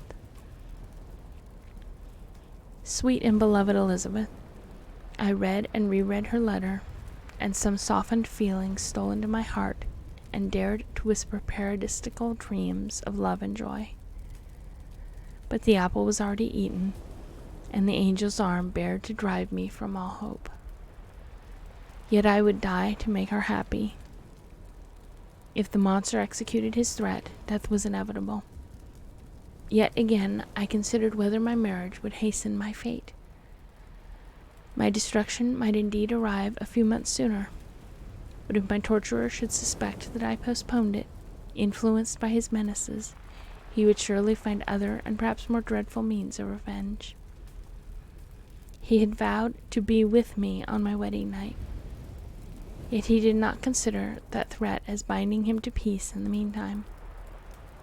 For as if to show me that he had not yet satiated with blood, he had murdered Clerval immediately after the enunciation of his threats. I resolved, therefore, that if my immediate union with my cousin would conduce either to hers or my father's happiness, my adversary's designs against my life should not retard it a single hour. In this state of mind I wrote to Elizabeth. My letter was calm and affectionate. I fear, my beloved girl, I said, little happiness remains for us on earth.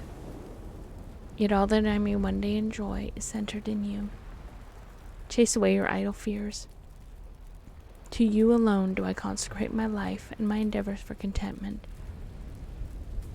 I have one secret, Elizabeth, a dreadful one. When revealed to you, it will chill your frame with horror, and then, far from being surprised at my misery, you will only wonder that I survive what I have endured. I will confide this tale of misery and terror to you the day after our marriage shall take place. For my sweet cousin, there must be perfect confidence between us. But until then, I conjure you, do not mention or allude to it. This I most earnestly entreat, and I know you will comply. In about a week after the arrival of Elizabeth's letter, we returned to Geneva. The sweet girl welcomed me with warm affection, yet tears were in her eyes as she beheld my emaciated frame and feverish cheeks. I saw a change in her also. She was thinner and had lost much of that heavenly vivacity that had before charmed me, but her gentleness and soft looks of compassion made her a more fit companion for one blasted and miserable as I was. The tranquility which I now enjoyed did not endure. Memory brought madness with it. When I thought of what had passed, a real insanity possessed me. Sometimes I was furious and burnt with rage, sometimes low and despondent. I neither spoke nor looked at anyone, but sat motionless, bewildered by the multitude of miseries that overcame me. Elizabeth alone had the power to draw me from these fits. Her gentle voice would soothe me when transported by passion and inspire me with human feelings when sunk in torpor. She wept with me and for me. When reason returned, she would remonstrate and endeavor to inspire me with resignation. It is well for the unfortunate to be resigned, but for the guilty there is no peace. The agonies of remorse poison the luxury there is otherwise sometimes found in indulging in excess grief. Soon after my arrival, my father spoke of my immediate marriage with Elizabeth. I remained silent. Have you, then, some other attachment? None on earth. I love Elizabeth and look forward to our union with delight. Let the day therefore be fixed, and on it I will consecrate myself in life or death to the happiness of my cousin. My dear Victor, do not speak thus. Heavy misfortunes have befallen us, but let us only cling closer to what remains and transfer our love to those whom we have lost, to those who we let live. Our circle will be small, but bound close by the ties of affection and mutual misfortune. And when time shall have softened your despair, new and dear objects of care will be born to replace those of whom we have been so cruelly deprived. Such were the lessons of my father, but to me the remembrance of the threat returned, nor can you wonder what, omnipotent as the fiend had been in the deeds of blood, I should almost regard him as invincible, and that when he had pronounced the words, "I shall be with you on your wedding night," I should regard the threatened fate as unavoidable. But death was no evil to me if the loss of Elizabeth were balanced with it, and I therefore, with a contented and even cheerful countenance, agreed with my father that if my cousin would consent, the ceremony should take place in 10 days, and thus put, as I imagined, the seal to my fate. Great God, if for one instant I had thought what might be the hellish intention of my fiendish adversary, I would rather have banished myself forever from my native country and wandered a friendless outcast over the earth than have consented to this miserable marriage. But, as if possessed of magic powers, the monster had blinded me to his real intentions, and when I thought that I had prepared only my own death, I hastened that of a far dearer victim. As the period fixed for our marriage drew nearer, whether from cowardice or prophetic feeling, I felt my heart sink within me. But I concealed my feelings by an appearance of hilarity that brought smiles and joy to the countenance of my father, but hardly deceived the ever-watchful and nicer eye of Elizabeth. She looked forward to our union with placid contentment, not unmingled with a little fear, which past misfortune had impressed, that what now appeared certain and tangible happiness might soon dissipate into an airy dream, and leave no trace but deep and everlasting regret. Preparations were made for the event, congratulatory visits were received, and all wore a smiling appearance. I shut up, as well as I could, in my own heart, the anxiety that preyed there, and entered with seeming earnestness into the plans of my father, although they might only serve as the decorations of my tragedy. Though my father's exertions, a part of the inheritance of Elizabeth, had been restored to her by the Austrian government, a small possession on the shores of Como belonged to her. It was agreed that, immediately after our union, we should proceed to Villa Lavenza, and spend our first days of happiness beside the beautiful lake near which it stood. In the meantime, I took every precaution to defend my person in case the fiend should openly attack me. I carried pistols and a dagger constantly about me, and was ever on the watch to prevent artifice, and by these means gained a greater degree of tranquillity. Indeed, as the period approached, the threat appeared more as a delusion, not to be regarded as worthy to disturb my peace, while the happiness I hoped for in my marriage wore a greater appearance of certainty as the day fixed for its solemnization drew nearer, and I heard it continually spoken of as an occurrence which no accident could possibly prevent. Elizabeth seemed happy. My tranquil demeanor contributed greatly to calm her mind, but on the day that was to fulfill my wishes and my destiny she was melancholy, and a presentiment of evil pervaded her, and perhaps also she thought of the dreadful secret which I had promised to reveal to her on the following day. My father was in the meantime overjoyed, and in the bustle of preparation only recognized in the melancholy of his niece the diffidence of a bride. After the ceremony was performed, a large party assembled at my father's, but it was agreed that Elizabeth and I should commence our journey by water, sleeping that night at Evian and continuing our voyage on the following day.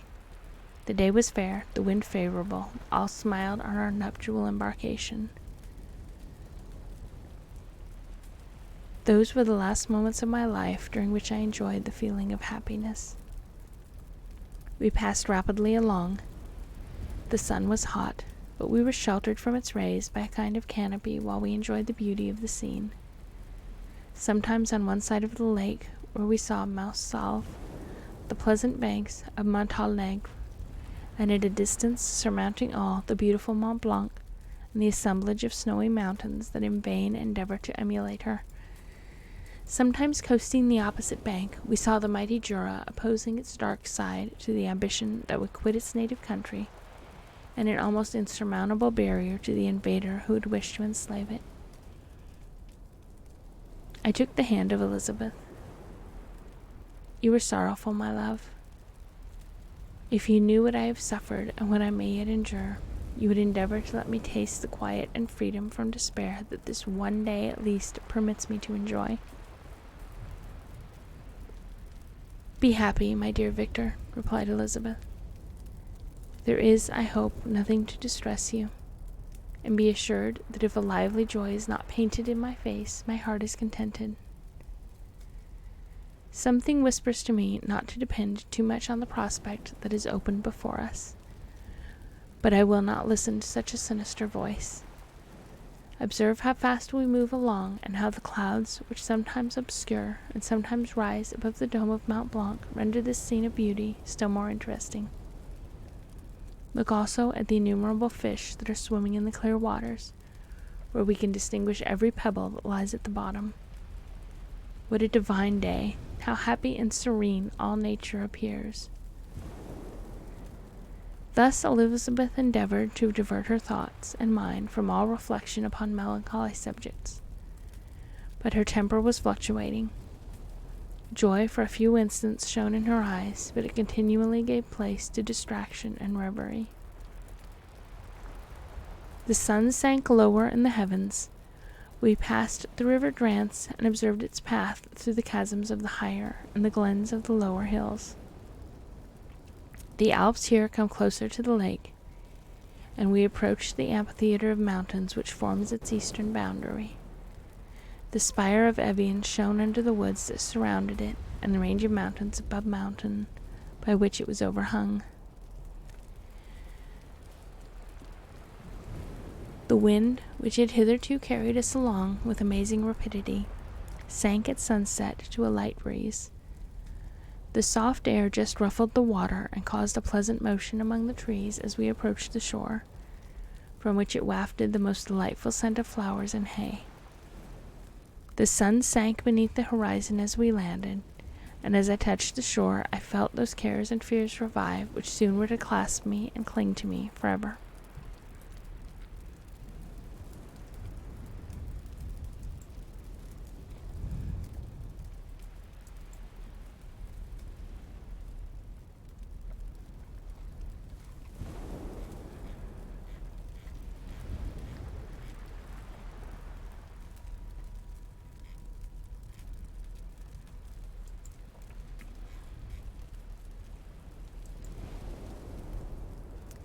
Chapter 23. It was 8 o'clock when we landed. We walked for a short time on the shore, enjoying the transitory light, and then retired to the inn and contemplated the lovely scene of waters, woods, and mountains, obscured in darkness, yet still displaying their black outlines. The wind, which had fallen in the south, now rose with great violence in the west. The moon had reached her summit in the heavens, and was beginning to descend. The clouds swept across it swifter than the flight of the vulture and dimmed her rays, while the lake reflected the scene of the busy heavens, rendered still busier by the restless waves which were beginning to rise. Suddenly a heavy storm of rain descended. I am actually going to take a break and get my mother ready for bed and give her medications. So we're almost done with this story, actually. So I will take a quick break, and when I'm back we will finish it, because I think we've only got 2 chapters left. So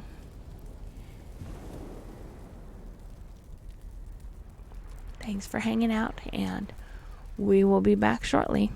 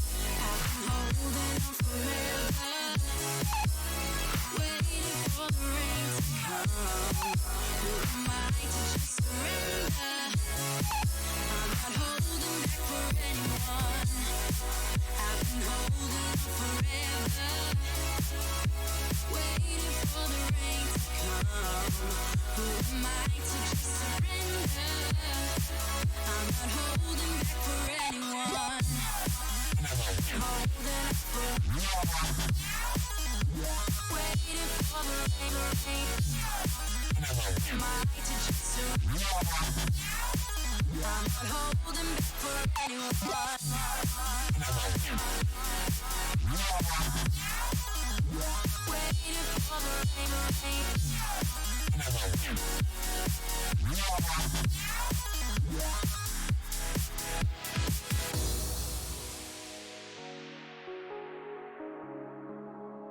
Waiting for the rain. Waiting for the rain. I'm not holding back for anyone.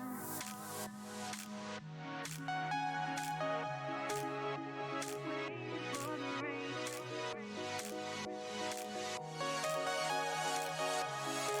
I'm not holding back for anyone. I've been holding on forever, waiting for the rain to come. Who am I to just surrender? I'm not holding back for anyone. I've been holding on forever, waiting for the rain to come. Who am I to just surrender? I'm not holding back for anyone. I've been holding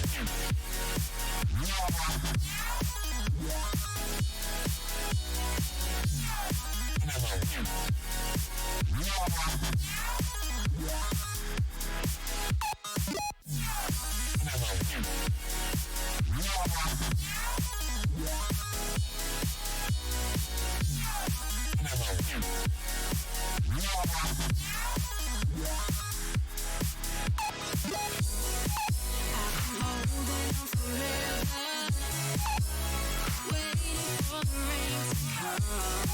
Who am I to just surrender? I'm not holding back for anyone. I've been holding on forever, waiting for the rain to come. Who am I to just surrender? I'm not holding back for anyone. Holding on for, waiting for the rain. Am I to just surrender? I'm not holding back for anyone.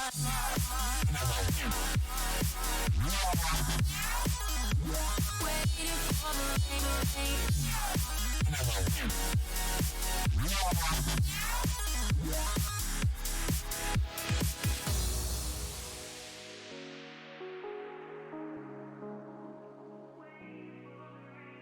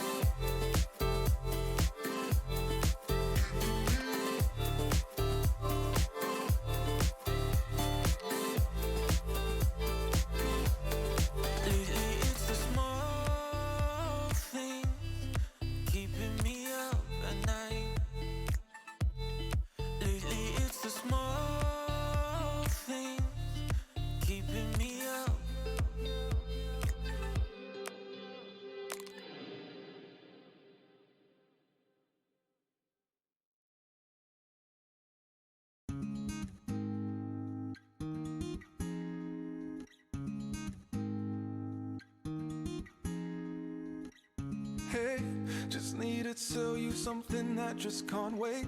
Hey, maybe you'll ride away or maybe you'll stay. But hey, this old guitar and me been thinking for days how to say that our love don't care too much for the unpaid bills on the bedroom floor. Our love lives on cheap wine and singing songs to a wasted sunrise. With you, with you I feel like I am. With you, with you I feel like I am somebody, somebody, somebody. With you I feel like I am somebody, somebody, somebody. With you I feel like I am somebody in control, like I feel it in my bones, like I'm somebody, somebody, somebody. With you I feel like I am.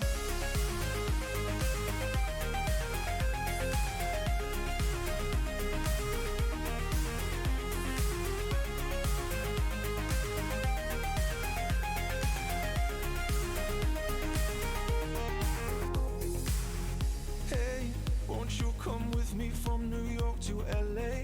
Hey, we'll play this song in every city we stay. And hey, maybe we'll stream 1,000,000 times in one day. Be on our way. Hey, hey, hey, hey. Our love don't care too much for the unpaid bills on the bedroom floor. Our love lives on cheap wine and singing songs to a wasted sunrise. With you, with you I feel like I am. With you, with you I feel like I am somebody, somebody, somebody. Somebody, somebody, somebody. Somebody in control, like I feel it in my bones, like I'm somebody, somebody, somebody. With you I feel like I am.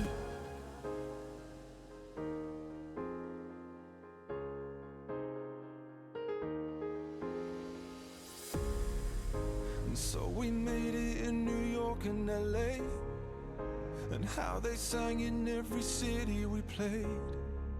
I hear we streamed 1,000,000 times yesterday. Oh, how things change, and how the years keep ticking away, and how I wish that you were with me today. 'Cause I'd give anything to do it again. Oh, how we've changed.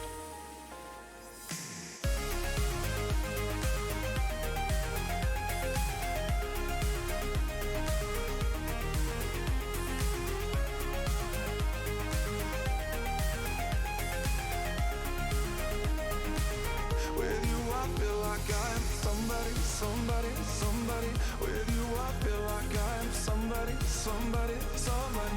With you I feel like I'm somebody in control, like I feel it in my bones, like I'm somebody, somebody, somebody. With you I feel like I am.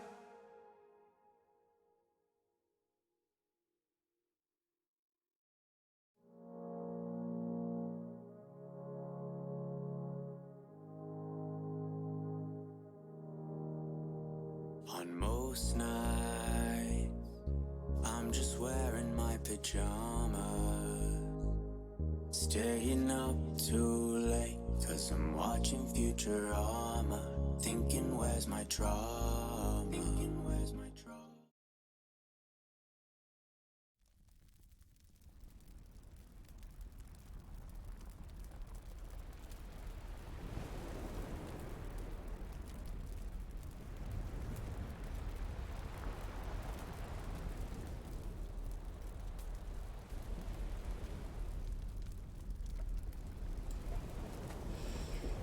Alright, loves. Now we will finish our book.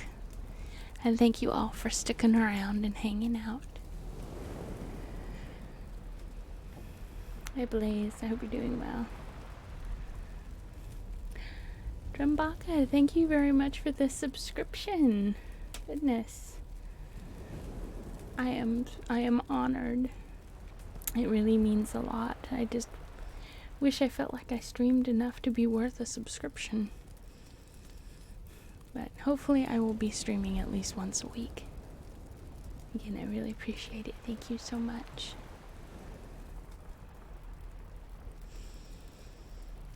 Right, chapter 23. It was 8 o'clock when we landed. We walked for a short time on the shore, enjoying the transitory light, and then retired to the inn and contemplated the lovely scene of waters, woods, and mountains, obscured in darkness, yet still displaying their black outlines. The wind, which had fallen in the south, now rose with great violence in the west. The moon had reached her summit on the heavens and was beginning to descend. The clouds swept across it swifter than the flight of the vulture and dimmed her rays, while the lake reflected the scene of the busy heavens, rendered still busier by the restless waves that were beginning to rise. Suddenly a heavy storm of rain descended. I had been calm during the day, but so soon as night obscured the shapes of objects, 1,000 fears arose in my mind. I was anxious and watchful, while my right hand grasped a pistol which was hidden in my bosom.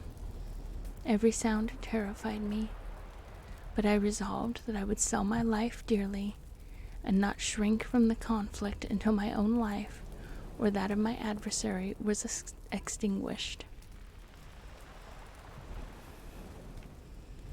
Elizabeth observed my agitation for some time in timid, fearful silence, but there was something in my glance which communicated terror to her, and trembling, she asked, "What is it that agitates you, my dear Victor? What is it you fear?" "Oh, peace, peace, my love," replied I.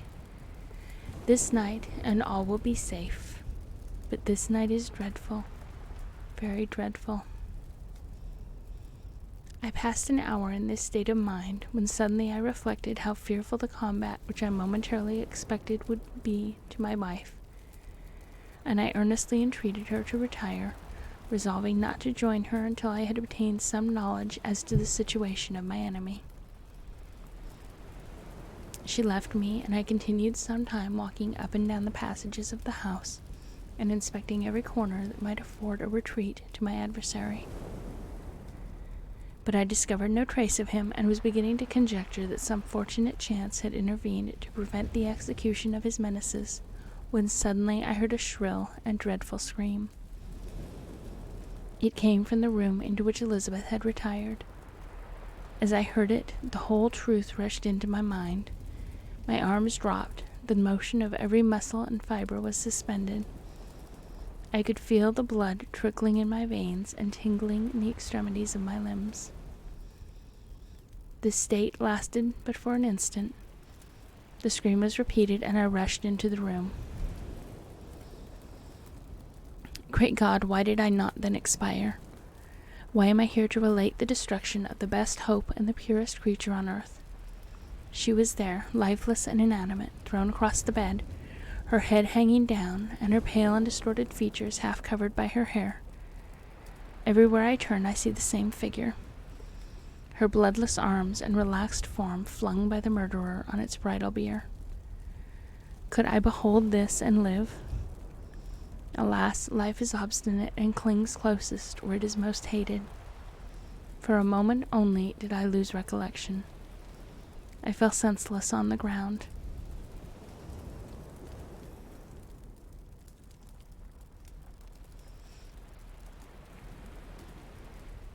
Don't get too lost in the dark corners of Premier Pro Drumbraca. Drumbraca, I can speak. Dear God. Don't let it consume you. When I recovered, I found myself surrounded by the people of the inn. Their countenances expressed a breathless terror, but the horror of others appeared only as a mockery, a shadow of the feelings that oppressed me. I escaped from them to the room where lay the body of Elizabeth, my love, my life, so lately living, so dear, so worthy. She had been moved from the posture in which I had first beheld her, and now, as she lay, her head upon her arm, and a handkerchief thrown across her face and neck, I might have supposed her asleep.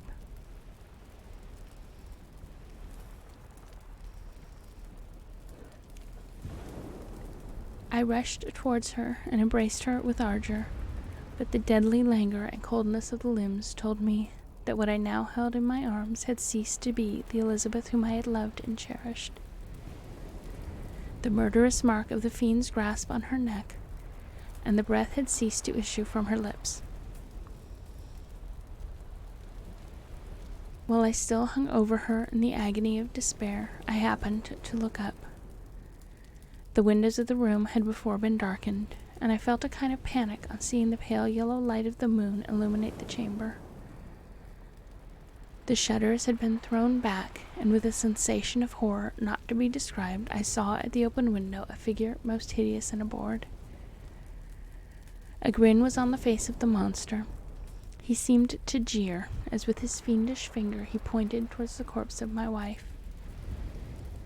I rushed towards the window, and drawing a pistol from my bosom, fired, but he eluded me. Leaping from his station and running with the swiftness of lightning, plunged into the lake. The report of the pistol brought a crowd into the room. I returned to the spot where he had disappeared, and we followed the track with boats. Nets were cast, but in vain. After passing several hours, we returned hopeless, most of my companions believing it had been a form conjured up by my fancy. After having landed, they proceeded to search the country, parties going in different directions among the woods and vines. I attempted to accompany them and proceeded a short distance from the house, but my head whirled round, my steps were like those of a drunken man.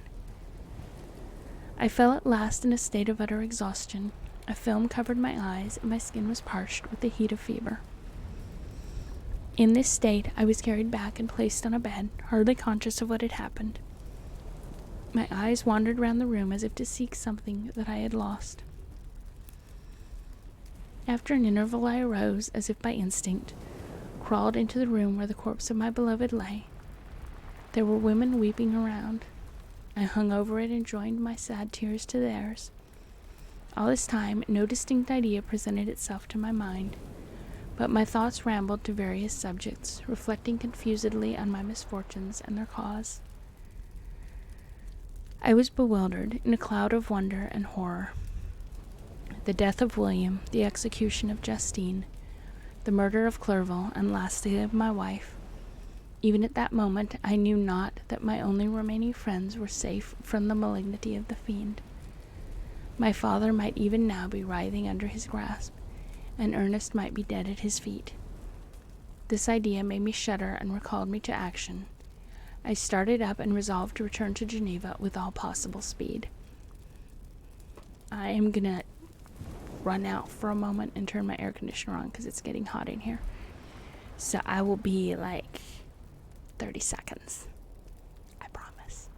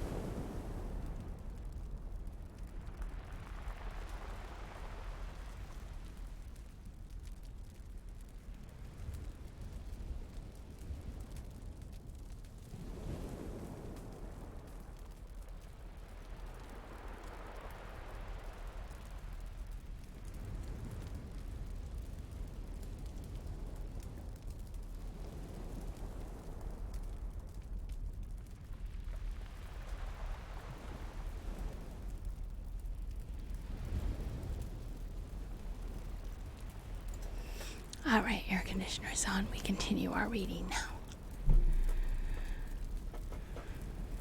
There were no horses to be procured, and I must return by the lake, but the wind was unfavorable, and the rain fell in torrents. However, it was hardly morning, and I might reasonably hope to arrive by night. I hired men to row, and took an oar myself, for I had always experienced relief from mental torment in bodily exercise. But the overflowing misery I now felt, and the excessive agitation that I endured rendered me incapable of any exertion. I threw down the oar, and leaning my head upon my hands, gave way to every gloomy idea that arose. If I looked up, I saw scenes which were familiar to me in my happier times, and which I had contemplated but the day before in the company of her who was now but a shadow and a recollection. Tears streamed from my eyes. The rain had ceased for a moment, and I saw the fish play in the waters as they had done a few hours before. They had then been observed by Elizabeth. Nothing is so painful to the human mind as a great and sudden change. The sun might shine or the clouds might lower, but nothing could appear to me as it had done the day before. A fiend had snatched from me every hope of future happiness. No creature had ever been so miserable as I was. So frightful an event is single in the history of man.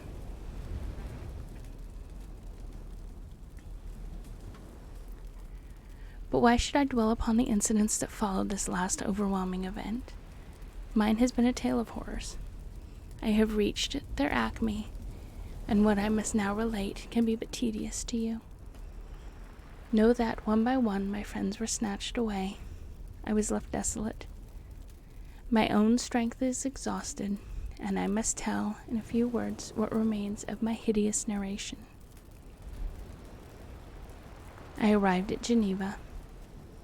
My father and Ernest yet lived, but the former sunk under the tidings that I bore.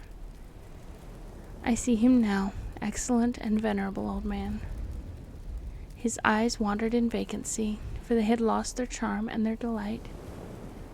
His Elizabeth, his more than daughter, whom he doted on with all the affection that a man feels, who in the decline of life, having few affections, clings most earnestly to those that remain.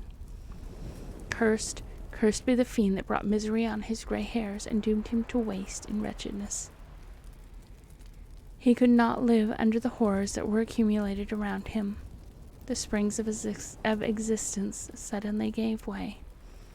He was unable to rise from his bed, and in a few days he died in my arms. What then became of me? I know not. I lost sensation, and chains and darkness were the only objects that pressed upon me. Sometimes, indeed, I dreamt that I wandered in flowery meadows and pleasant vales with the friends of my youth. But I awoke and found myself in a dungeon. Melancholy followed, but by degrees I gained a clear conception of my miseries and situation, and was then released from my prison. For they had called me mad, and during many months, as I understood, a solitary cell had been my habitation. Liberty, however, has been a useless gift to me. Had I not, as I awakened to reason, at the same time awakened to revenge. As the memory of past misfortunes pressed upon me, I began to reflect on their cause. The monster whom I had created, the miserable demon whom I had sent abroad into the world for my destruction. I was possessed by a maddening rage when I thought of him, and desired and ardently prayed that I might have him within my grasp to wreak a great and signal revenge on his cursed head. Nor did my hate long confine itself to useless wishes. I began to reflect on the best means of securing him, and for this purpose, about a month after my release, I repaired to a criminal judge in the town and told him that I had an accusation to make, that I knew the destroyer of my family, and that I required him to exert his whole authority for the apprehension of the murderer. The magistrate listened to me with attention and kindness. "Be assured, sir," said he, "no pains or exertions on my part shall be spared to discover the villain." "I thank you," replied I. "Listen, therefore, to the deposition that I have to make. It is indeed a tale so strange that I should fear you would not credit it were there not something in truth which, however wonderful, forces conviction. The story is too connected to be mistaken for a dream, and I have no motive for falsehood." My manner, as I thus addressed him, was impressive but calm. I had formed in my own heart a resolution to pursue my destroyer to death, and this purpose quieted my agony, and for an interval reconciled me to life. I now related my history briefly, but with firmness and precision, marking the dates with accuracy, and never deviating into invective or exclamation. The magistrate appeared at first perfectly incredulous, but as I continued he became more attentive and interested. I saw him sometimes shudder with horror. At others a lively surprise, unmingled with disbelief, was painted on his countenance. When I had concluded my narration, I said, "This is the being whom I accuse, and for whose seizure and punishment I call upon you to exert your whole power. It is your duty as a magistrate, and I believe and hope that your feelings as a man will not revolt from the execution of those functions on this occasion." This address caused a considerable change in the physiognomy of my own auditor. He had heard my story with that half kind of belief that is given to a tale of spirits and supernatural events. But when he was called upon to act officially in consequence, the whole tide of his incredulity returned.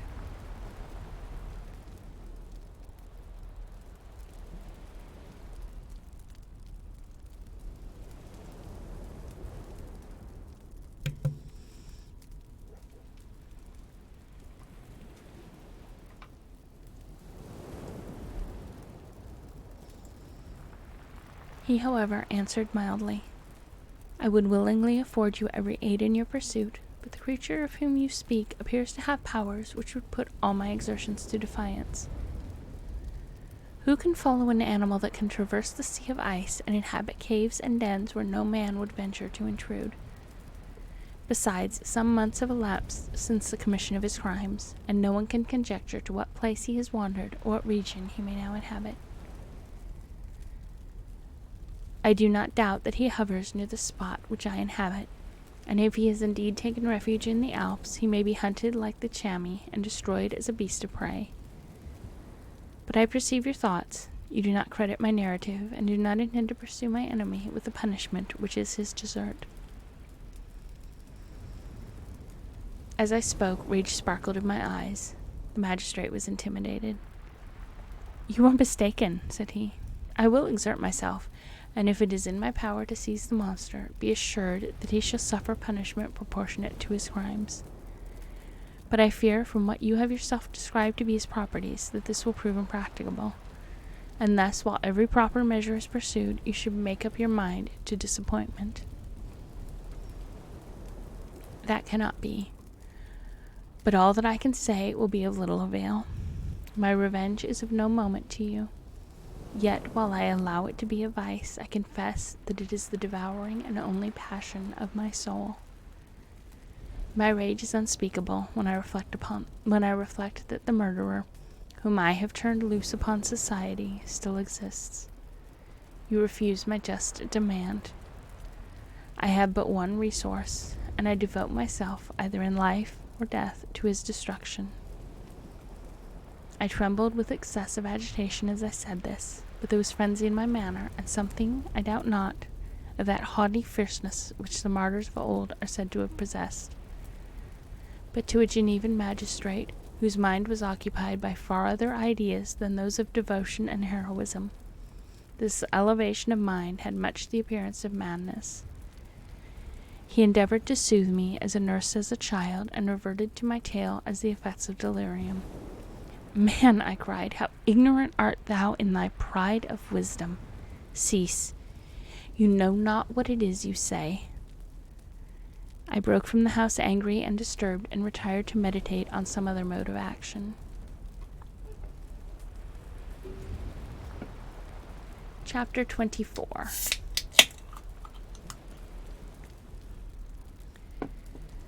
My present situation was one in which all voluntary thought was swallowed up and lost. I was hurried away by fury.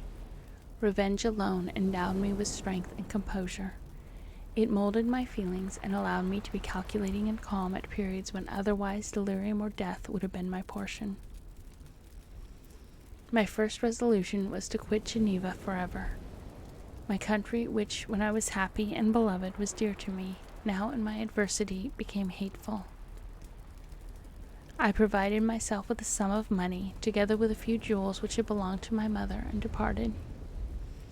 And now my wanderings began, which are to cease but with life.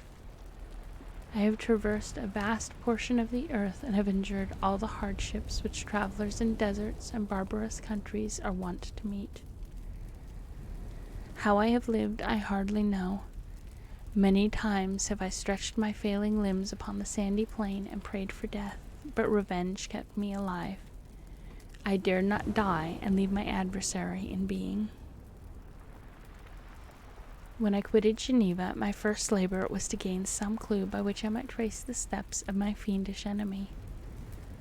But my plan was unsettled, and I wandered many hours round the confines of the town, uncertain what path I should pursue. As night approached, I found myself at the entrance of the cemetery where William, Elizabeth, and my father reposed. I entered it and approached the tomb which marked their graves. Everything was silent except the leaves of the trees, which were gently agitated by the wind. The night was nearly dark, and the scene would have been solemn and affecting even to an uninterested observer. The spirits of the departed seemed to flit about and to cast a shadow, which was felt but not seen, around the head of the mourner. The deep grief which this scene had at first excited quickly gave way to rage and despair. They were dead, and I lived. Their murderer also lived, and to destroy him I must drag out my weary existence. I knelt on the grass and kissed the earth, and with quivering lips explained, "By the sacred earth on which I kneel, by the shades that wander near me, by the deep and eternal grief that I feel, I swear, and by thee, O night, and the spirits that preside over thee, to pursue the demon who caused this misery, until he or I shall perish in mortal conflict. For this purpose I will preserve my life. To execute this dear revenge, will I again behold the sun and tread the green herbage of earth, which otherwise should vanish from my eyes forever. And I call on you, spirits of the dead, and on you, wandering ministers of vengeance, to aid and conduct me in my work. Let the cursed and hellish monster drink deep of agony. Let him feel the despair that now torments me." I had begun my adjuration with solemnity and an awe which almost assured me that the shades of my murdered friends heard and approved my devotion. But the furies possessed me as I concluded, and rage choked my utterance. I was answered through the stillness of night by a loud and fiendish laugh. It rang in my ears long and heavily. The mountains re-echoed it, and I felt as if all hell surrounded me with mockery and laughter. Surely in that moment I should have been possessed by frenzy and have destroyed my miserable existence, but that my vow was heard and that I was reserved for vengeance. The laughter died away when a well-known and abhorred voice, apparently close to my ear, addressed me in an audible whisper. "I am satisfied, miserable wretch. You have determined to live, and I am satisfied." I darted towards the spot from which the sound proceeded, but the devil eluded my grasp. Suddenly the broad disk of the moon arose and shone full upon his ghastly and distorted shape as he fled with more than mortal speed. I pursued him, and for many months this has been my task. Guided by a slight clue, I followed the windings of the Rhone, but vainly. The blue Mediterranean appeared, and by a strange chance I saw the fiend enter by night and hide himself in a vessel bound for the Black Sea. I took my passage in the same ship, but he escaped, I know not how. Amidst the wilds of Tartary and Russia, although he still evaded me, I have ever followed in his track. Sometimes the peasants, scared by this horrid apparition, informed me of his path. Sometimes he himself, who feared if I lost all trace of him I should despair and die, left some mark to guide me. The snows descended on my head, and I saw the print of his huge step on the white plain. To you first entering on life, to whom care is new and agony unknown, how can you understand what I have felt and still feel? Cold, want, and fatigue were the least pains which I was destined to endure. I was cursed by some devil and carried about me my eternal hell. Yet still a spirit of good followed and directed my steps, and when I most murmured, would suddenly extricate me from seemingly insurmountable difficulties. Sometimes, when nature, overcome by hunger, sank under the exhaustion, a repast was prepared for me in the desert that restored and inspirited me. The fare was, indeed, coarse, such as the peasants of the country ate, but I will not doubt that it was set there by the spirits that I had invoked to aid me. Often, when all was dry, the heavens cloudless, and I was parched by thirst, a slight cloud would bedim the sky, shed the few drops that revived me, and vanish. I followed, when I could, the courses of the rivers, but the demon generally avoided these, as it was here that the population of the country chiefly collected. In other places human beings were seldom seen, and I generally subsisted on the wild animals that crossed my path. I had many with me, and gained the friendship of the villagers by distributing it. Or I brought with me some food that I had killed, which, after taking a small part, I always presented to those who had provided me with fire and utensils for cooking. My life, as it passed thus, was indeed hateful to me, and it was during sleep alone that I could taste joy, a blessed sleep. Often, when most miserable, I sank to repose, and my dreams lulled me even to rapture. The spirits that guarded me had provided these moments, or rather hours, of happiness that I might retain strength to fulfill my pilgrimage. Deprived of this respite, I should have sunk under my hardships. During the day I was sustained and inspired by the hope of night, for in sleep I saw my friends, my wife, and my beloved country. Again I saw the benevolent countenance of my father, heard the silver tones of Elizabeth's voice, and beheld Clerval enjoying health and youth. Often, when wearied by a toilsome march, I persuaded myself that I was dreaming until night should come, and that I should then enjoy reality in the arms of my dearest friends. What agonizing fondness did I feel for them! How did I cling to their dear forms, as sometimes they haunted even my waking hours, and persuaded myself that they still lived.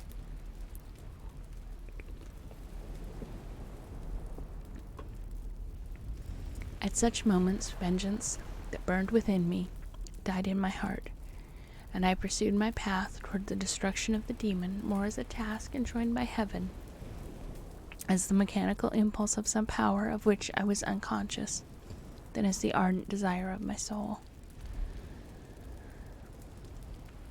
What his feelings were whom I pursued, I cannot know. Sometimes, indeed, he left marks in writing on the bark of trees, or cut in stone, that guided me and instigated my fury. My reign is not yet over. These words were legible in one of his inscriptions. You live, and my power is complete. Follow me.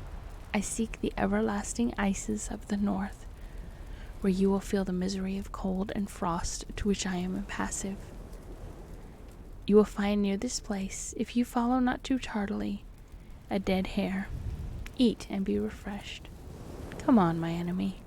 We have yet to wrestle for our lives, but many hard and miserable hours must you endure until that period shall arrive. Scoffing devil, again do I vow vengeance. Again do I devote the miserable fiend to torture and death. Never will I give up on my search until he or I perish.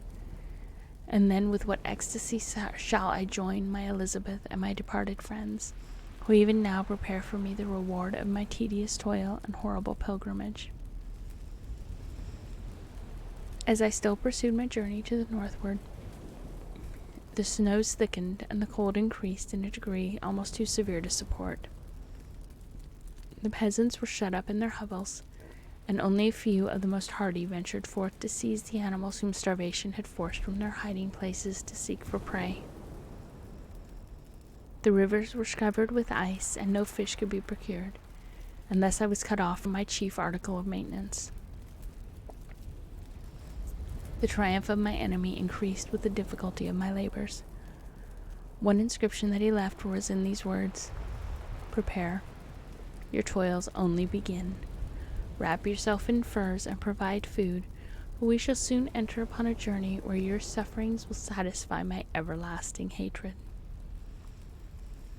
My courage and perseverance were invigorated by these scoffing words. I resolved not to fail in my purpose, and calling on heaven to support me, I continued with unabated fervor to traverse immense deserts, until the ocean appeared at a distance, and formed the utmost boundary of the horizon. Oh, how unlike it was to the blue seasons of the south! Covered with ice, it was only to be distinguished from land by its superior wildness and ruggedness. The Greeks wept for joy when they beheld the Mediterranean from the hills of Asia, and hailed with rapture the boundary of their toils. I did not weep, but I knelt down, and with a full heart thanked my guiding spirit for conducting me in safety to the place where I hoped, notwithstanding my adversary's gibe, to meet and grapple with him. Some weeks before this period, I had procured a sled and dogs, and thus traversed the snows with inconceivable speed. I know not whether the fiend possessed the same advantages, but I found that, as before, I had daily lost ground in the pursuit, I now gained on him, so much so that when I first saw the ocean he was but 1 day's journey in advance, and I hoped to intercept him before he should reach the beach. With new courage, therefore, I pressed on, and in 2 days arrived at a wretched hamlet on the seashore. I inquired of the inhabitants concerning the fiend, and gained accurate information. A gigantic monster, they said, had arrived the night before, armed with a gun and many pistols, putting to flight the inhabitants of a solitary cottage through fear of his terrific appearance. He had carried off their store of winter food, and placing it in a sledge to draw, which he had seized on a numerous drove of trained dogs, he had harnessed them, and the same night, to the joy of the horror-struck villagers, had pursued his journey across the sea in a direction that led to no land, and they conjectured that he must speedily be destroyed by the breaking of the ice or frozen by the eternal frosts. On hearing this information, I suffered a temporary access of despair. He had escaped me, and I must commence a destructive and almost endless journey across the mountainous ices of the ocean, amidst cold that few of the inhabitants could long endure, in which I, the native of a genial and sunny climate, could not hope to survive. Yet at the idea that the fiend should live and be triumphant, my rage and vengeance returned, and like a mighty tide overwhelmed every other feeling. After a slight repose, during which the spirits of the dead hovered round and instigated me to toil and revenge, I prepared for my journey. I exchanged my land sledge for one fashioned for the inequalities of the frozen ocean, and purchased a plentiful stock of provisions. I departed from land. I cannot guess how many days have passed since then, but I have endured misery which nothing but the eternal sentiment of a just retribution burning within my heart could have enabled me to support. Immense and rugged mountains of ice often barred up my passage, and I often heard the thunder of the ground sea which threatened my destruction. But again the frost came and made the paths of the sea secure. By the quantity of provision which I had consumed, I should guess that I had passed 3 weeks in this journey, and the continual protraction of hope, returning back upon the heart, often wrung bitter drops of despondency and grief from my eyes. Despair had indeed almost secured her prey, and I should soon have sunk beneath its misery. Once, after the poor animals had conveyed me, had with incredible toil gained the summit of a sloping ice mountain, and one, sinking under his fatigue, died. I viewed the expanse before me with anguish, when suddenly my eye caught a dark speck upon the dusty plain. I strained my sight to discover what it could be, and uttered a wild cry of ecstasy when I distinguished a sledge and the distorted proportions of a well-known form within. Oh, with what a burning gush did hope revisit my heart! Warm tears filled my eyes, which I hastily wiped away, that they might not intercept the view I had of the demon. But still my sight was dimmed by the burning drops. Not giving way to the emotions that oppressed me, I wept aloud. But this was not the time for delay. I disencumbered the dogs of their dead companion, gave them a plentiful portion of food, and after an hour's rest, which was absolutely necessary, and yet which was bitterly irksome to me, I continued my route.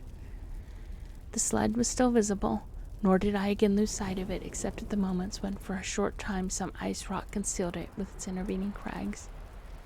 I indeed perceptibly gained on it, And when, after nearly 2 days' journey, I beheld my enemy at no more than a mile distant, my heart bounded within me. But now, when I appeared almost within grasp of my foe, my hopes were suddenly extinguished, and I lost all trace of him more utterly than I had ever done before.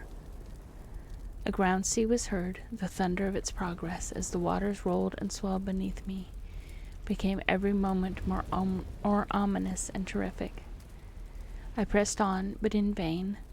The wind arose, the sea roared, and as with the mighty shook of an earthquake, it split and cracked with a tremendous and overwhelming sound.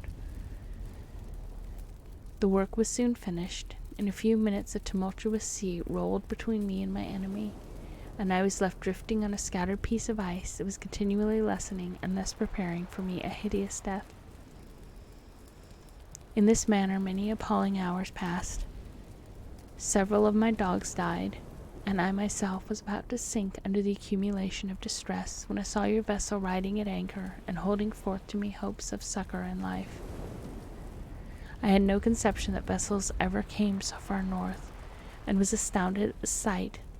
I quickly destroyed part of my sledge to construct oars, and by these means was enabled, with infinite fatigue, to move my ice raft in the direction of your ship. I had determined, if you were going southward, still to trust myself to the mercy of the seas rather than abandon my purpose. I hoped to induce you to grant me a boat with which I could pursue my enemy, but your direction was northward. You took me on board when my vigor was exhausted, and I should soon have sunk under my multiplied hardships into a death which I still dread, for my task is unfulfilled. Oh, when will my guiding spirit, in conducting me to the demon, allow me the rest I so much desire? Or must I die, and he yet live? If I do, swear to me, Walton, that he shall not escape, that you will seek him and satisfy my vengeance in his death. And do I dare to ask of you to undertake my pilgrimage to endure the hardships that I have undergone? No, I am not so selfish. Yet when I am dead, if he should appear, if the ministers of vengeance should conduct him to you, swear that he shall not live. Swear that he should not triumph over my accumulated woes and survive to add to the list of his dark crimes. He is eloquent and persuasive, and once his words had even power over my heart, but trust him not. His soul is as hellish as his form, full of treachery and fiend-like malice. Hear him not.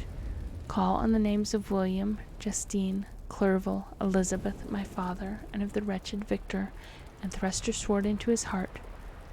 I will hover near, and direct the steel aright. Walter, in continuation. August 26th. You have read this strange and terrific story, Margaret, and do you not feel your blood congeal with horror, like that which even now curdles mine? Sometimes, seized with sudden agony, he could not continue his tale. At others, his voice broken, yet piercing, uttered with difficulty the words so replete with anguish. His fine and lovely eyes were now lighted up with indignation, now subdued to downcast sorrow and quenched in infinite wretchedness. Sometimes he commanded his countenance and tones, and related the most horrible incidents with a tranquil voice, suppressed every mark of agitation. Then, like a volcano bursting forth, his face would suddenly change to an expression of the wildest rage as he shrieked out imprecations at his persecutor. His tale is connected and told with an appearance of the simplest truth, yet I own to you that the letters of Felix and Safie, which he showed me, and the apparition of the monster seen from our ship, brought to me a greater conviction of the truth of his narrative than his asseverations, however earnest and connected.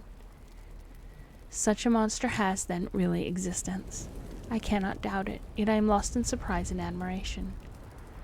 Sometimes I endeavored to gain from Frankenstein the particulars of his creature's formation, but on this point he was impenetrable. "Are you mad, my friend?" said he. "Or whither does your senseless curiosity lead you?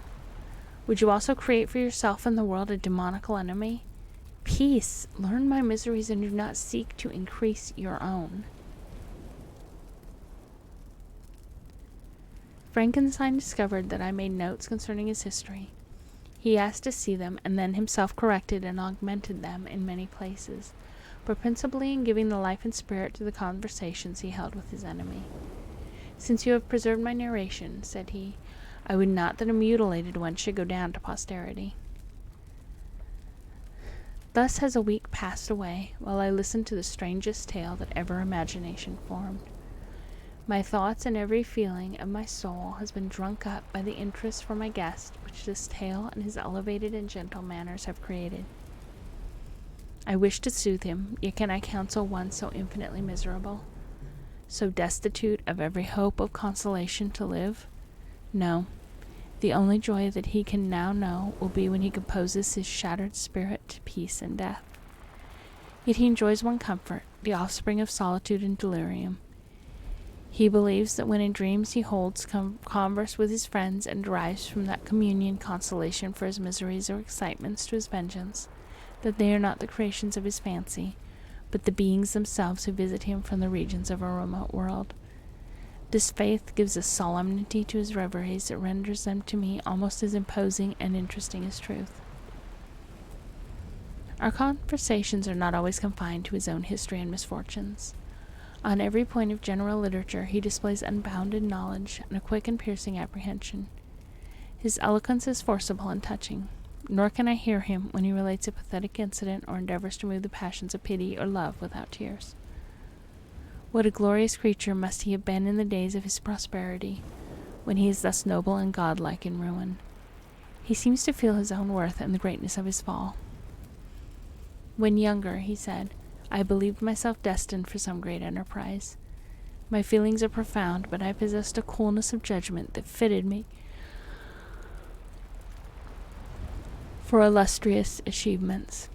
This sentiment of the worth of my nature supported me when others would have been oppressed, for I deemed it criminal to throw away in useless grief those talents that might be useful to my fellow creatures. When I reflected on the work I had completed, no less a one than the creation of a sensitive and rational animal, I could not rank myself with the herd of common projectors. But this thought, which supported me in the commencement of my career, now serves only to plunge me lower in the dust.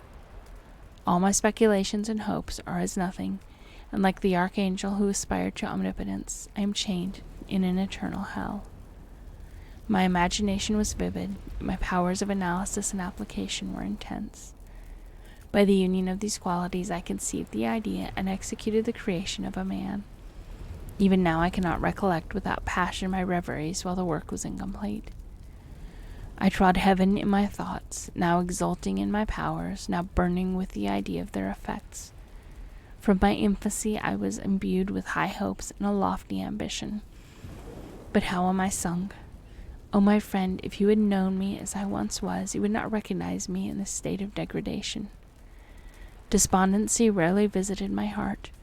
A high density seems to bear me on, until I fell, never, never again to rise.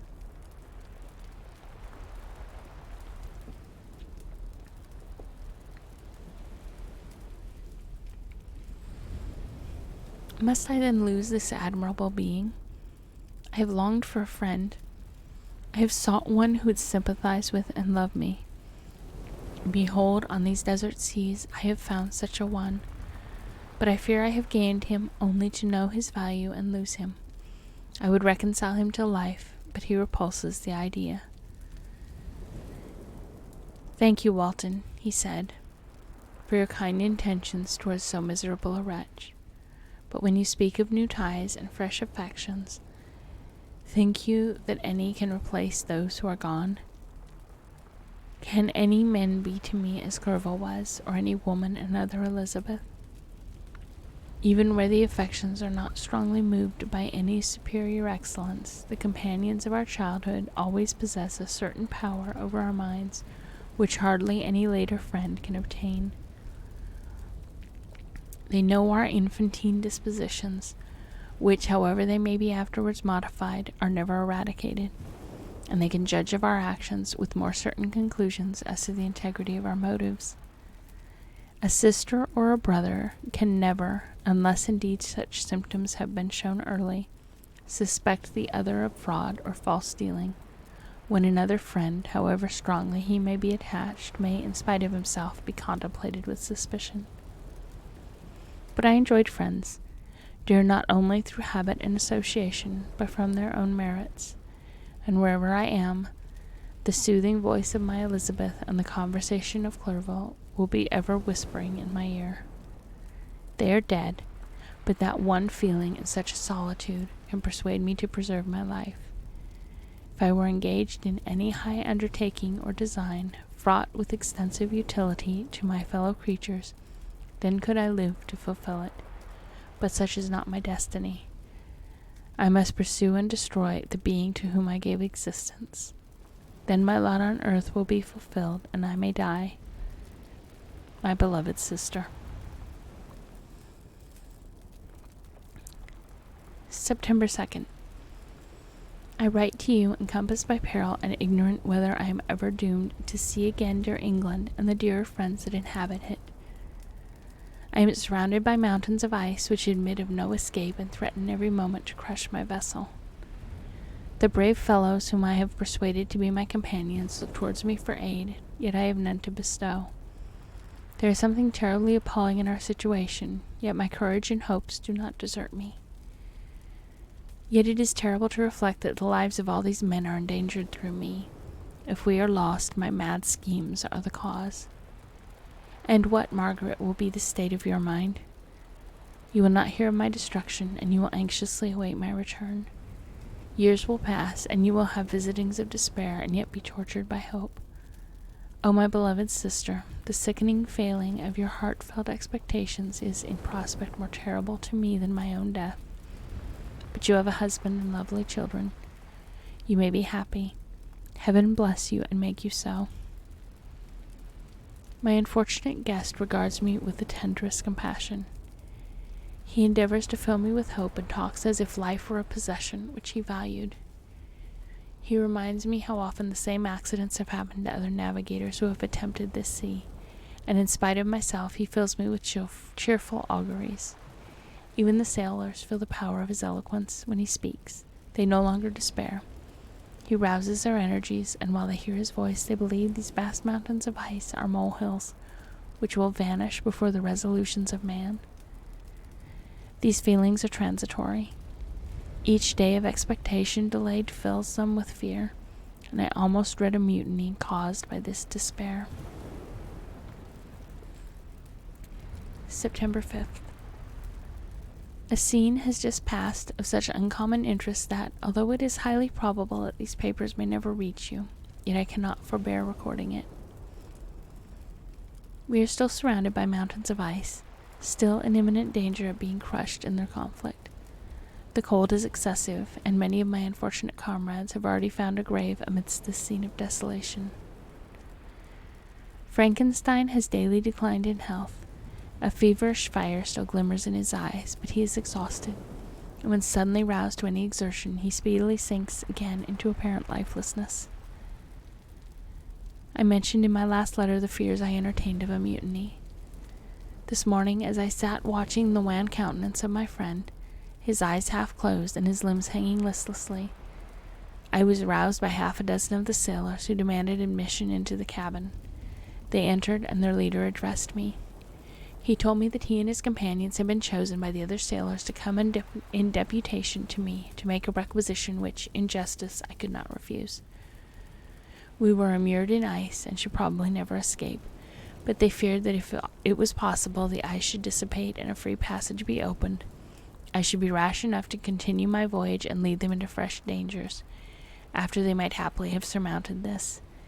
They insisted, therefore, that I should engage with a solid promise that if the vessel should be freed, I would instantly direct my course southwards. This speech troubled me. I had not despaired, nor had I conceived the idea of returning if set free. Yet could I, in justice, or even in possibility, refuse this demand? I hesitated before I answered, when Frankenstein, who had at first been silent, and indeed appeared hardly to have force enough to attend, now roused himself. His eyes sparkled. and his cheeks flushed with momentary vigor. Turning towards the men, he said, "What do you mean? What do you demand of your captain? Are you then so easily turned from your design? Did you not call this a glorious expedition? And wherefore was it glorious? Not because the way was smooth and placid as a southern sea, but because it was full of dangers and terror, because at every new incident your fortitude was to be called forth and your courage exhibited, because danger and death surrounded it, and these you were to brave and overcome. For this was it glorious, for this was it an honorable undertaking. You are hereafter to be hailed as the benefactors of your species, your names adored as belonging to brave men who encountered death for honor and the benefit of mankind. And now behold, with the first imagination of danger, or, if you will, the first mighty and terrific trial of your courage, you shrink away and are content to be handed down as men who had not strength enough to endure cold and peril. And so, poor souls, they were chilly and returned to their warm firesides. Why, that requires not this preparation. You need not have come thus far and dragged your captain to the shame of a defeat merely to prove yourself cowards. Oh, be men, or be more than men. Be steady to your purposes and firm as a rock. This ice is not made of such stuff as your hearts may be. It is mutable and cannot withstand you if you say that it shall not. Do not return to your families with the stigma of disgrace marked on your brows. Return as heroes who have fought and conquered, and who know not what it is to turn their backs on the foe." He spoke this with a voice so modulated to the different feelings expressed in his speech, with an eye so full of lofty design and heroism, that can you wonder that these men were moved? They looked at one another and were unable to reply. I spoke. I told them to retire and consider what had been said, that I would not lead them further north if they strenuously desired the contrary, but that I hoped that, with reflection, their courage would return. They retired, and I turned towards my friend, but he was sunk in languor and almost deprived of life. How all this will terminate, I know not, but I had rather die than return shamefully, my purpose unfulfilled. Yet I fear such will be my fate. The men, unsupported by ideas of glory and honor, can never willingly continue to endure their present hardships.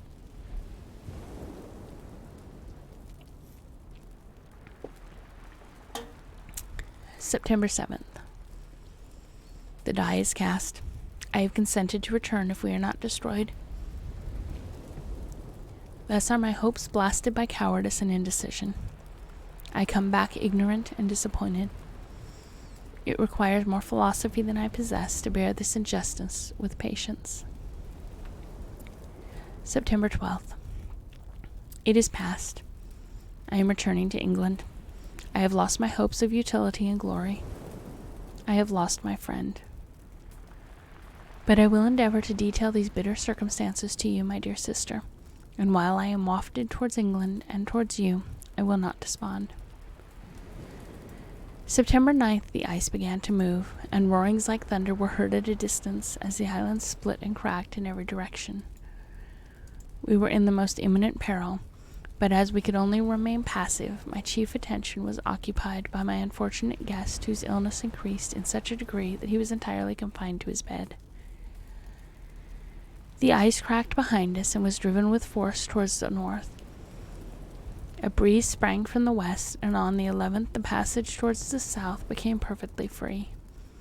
When the sailors saw this, and that their return to their native country was apparently assured, a shout of tumultuous joy broke from them, loud and long continued. Frankenstein, who was dozing, awoke and asked the cause of the tumult. They shout, I said, because they will soon return to England. Do you then really return? Alas, yes, I cannot withstand their demands. I cannot lead them unwillingly to danger, and I must return. Do so if you will, but I will not. You may give up your purpose, but mine is assigned to me by heaven, and I dare not. I am weak, but surely the spirits who assist my vengeance will employ me with sufficient strength. Saying this, he endeavored to spring from the bed, but the exertion was too great for him. He fell back and fainted. It was long before he was restored, and I often thought that life was entirely extinct. At length he opened his eyes. He breathed with difficulty and was unable to speak. The surgeon gave him a composing draught and ordered us to leave him undisturbed. In the meantime, he told me that my friend had certainly not many hours to live. His sentence was pronounced, and I could only grieve and be patient. I sat by his bed, watching him. His eyes were closed, and I thought he slept. But presently he called to me in a feeble voice, and bidding me come near, said, "Alas, the strength I relied on is gone. I feel that I shall soon die, and he, my enemy and persecutor, may still be in being. Think not, Walton, that in the last moments of my existence I feel that burning hatred and ardent desire of revenge I once expressed. But I feel myself justified in desiring the death of my adversary. During these last days I have been occupied in examining my past conduct, nor do I find it blamable. In a fit of enthusiastic madness I created a rational creature, and was bound towards him to assure, as far as was in my power, his happiness and well-being. This was my duty, but there was another still paramount to that. My duties towards the beings of my own species had greater claims to my attention, because they included a greater proportion of happiness or misery. Urged by this view, I refused, and I did right in refusing, to create a companion for the first creature. He showed unparalleled malignity and selfishness and evil. He destroyed my friends. He devoted to destruction beings who possessed exquisite sensations, happiness, and wisdom. Nor do I know where this thirst for vengeance will end. Miserable himself, that he may render no other wretched, he ought to die. The task of his destruction was mine, but I failed. When actuated by selfish and vicious motives, I asked you to undertake my unfinished work, and I renew this request now, when I am only induced by reason and virtue. Yet I cannot ask you to renounce your country and friends to fulfill this task, and now that you are returning to England, you will have little chance of meeting with him. But the consideration of these points, and the well-balancing of what you may esteem your duties, I leave to you. My judgment and ideas are already disturbed by the near approach of death. I dare not ask you to do what I think right, for I may still be misled by passion. That he should live to be an instrument of mischief disturbs me. In other respects, this hour, when I momentarily expect my release, is the only happy one which I have enjoyed in several years. The forms of the beloved dead flit before me, and I hasten to their arms. Farewell, Walton. Seek happiness in tranquillity, and avoid ambition, even if it be only the apparently innocent one of distinguishing yourself in science and discoveries. Yet why do I say this? I have myself been blasted in these hopes, yet another may succeed. His voice became fainter as he spoke, and at length, exhausted by his effort, he sank into silence. About half an hour afterwards he attempted again to speak, but was unable. He pressed my hand feebly, and his eyes closed forever, while the irradiation of a gentle smile passed away from his lips. Margaret, what comment can I make on the untimely extinction of this glorious spirit? What can I say that will enable you to understand the depth of my sorrow? All that I should express should be inadequate and feeble. My tears flow. My mind is overshadowed by a cloud of disappointment. But I journey toward England, and I may there find consolation. I am interrupted. What do these sounds portend? It is midnight, the breeze blows fairly, and the watch on deck scarcely stir. Again there is sound as of a human voice, but hoarser. It comes from the cabin where the remains of Frankenstein still lie. I must arise and examine. Good night, my sister. Great God, what a scene has just taken place! I am yet dizzy with the remembrance of it.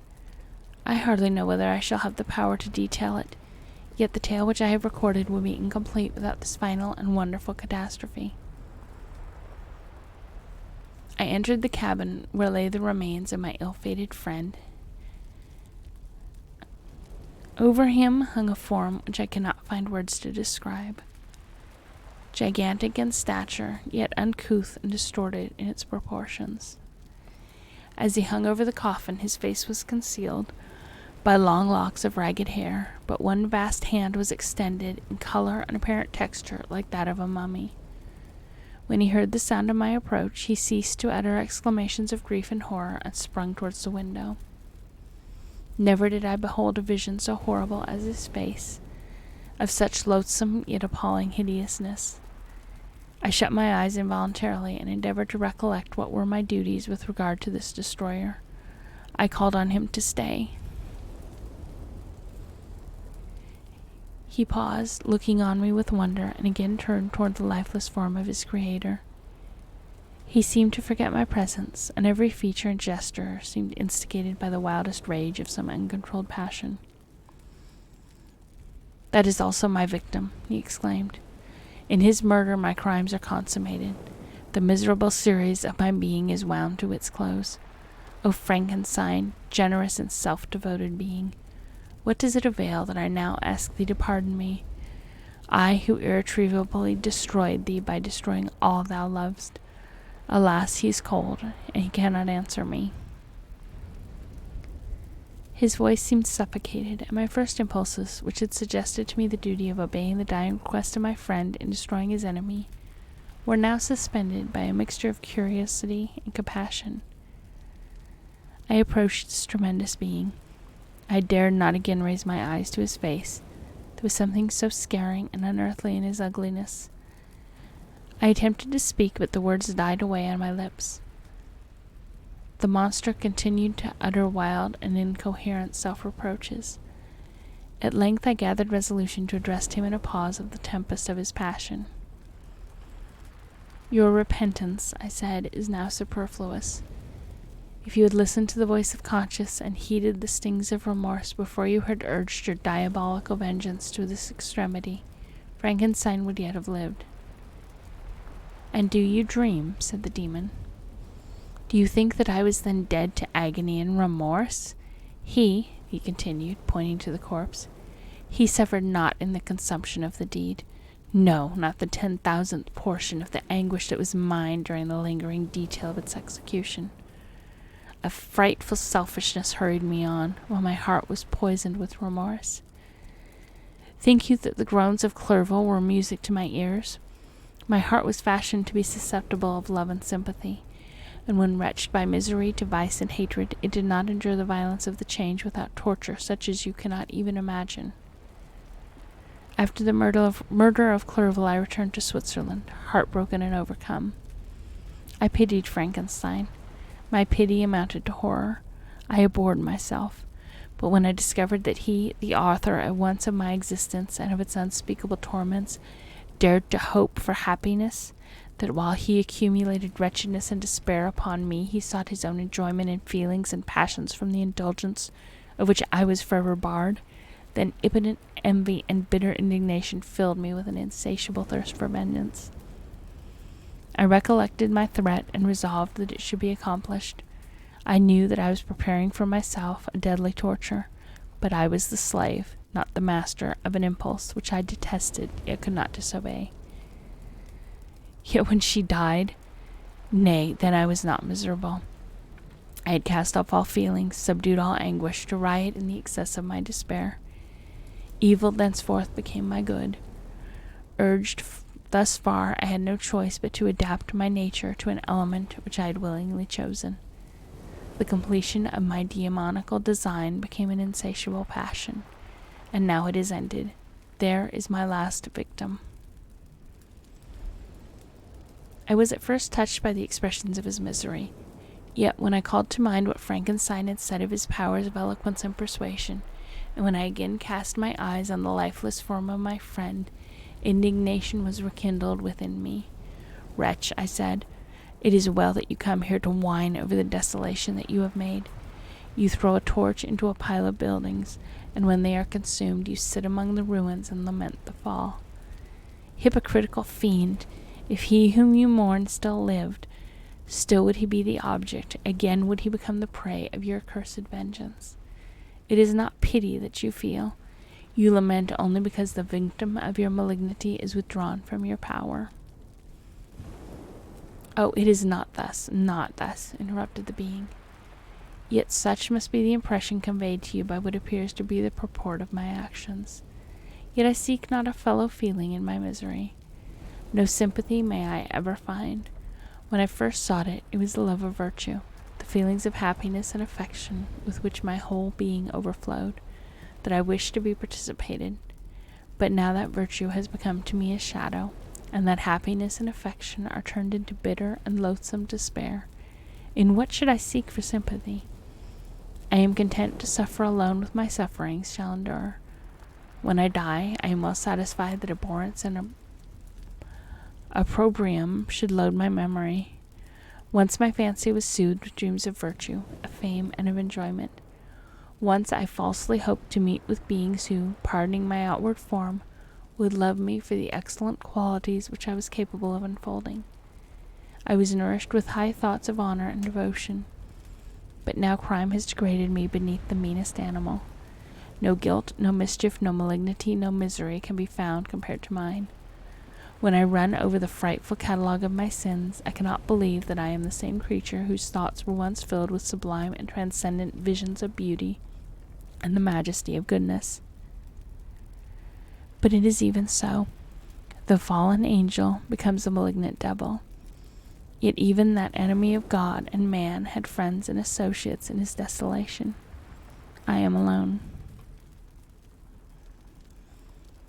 You, who call Frankenstein your friend, seem to have knowledge of my crimes and his misfortunes.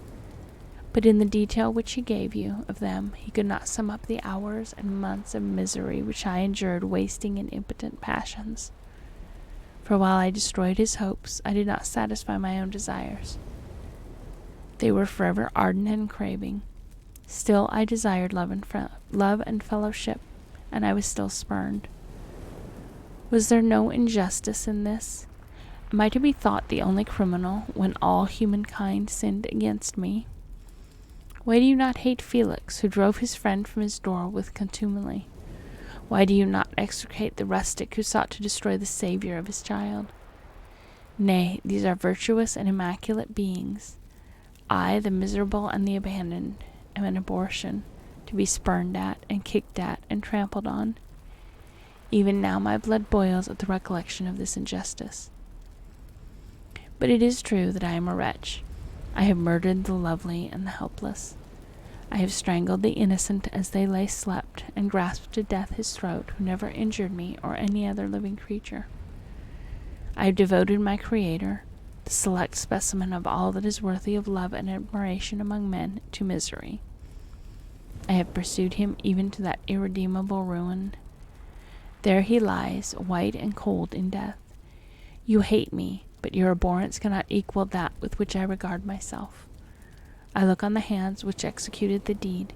I think on the heart in which the imagination of it was conceived, and long for the moment when these hands will meet my eyes, when that imagination will haunt my thoughts no more. Fear not that I shall be the instrument of future mischief. My work is done. Neither yours nor any man's death is needed to consummate the series of my being and accomplish that which must be done, but it requires my own. Do not think that I shall be slow to perform this sacrifice. I shall quit your vessel on the ice raft which brought me thither, and shall seek the most northern extremities of the globe. I shall collect my funeral pile and consume to ashes this miserable frame, that its remains may afford no light to any curious and unhallowed wretch who would create such another as I have been. I shall die. I shall no longer feel the agonies which now consume me, or be the prey of feelings unsatisfied yet unquenched.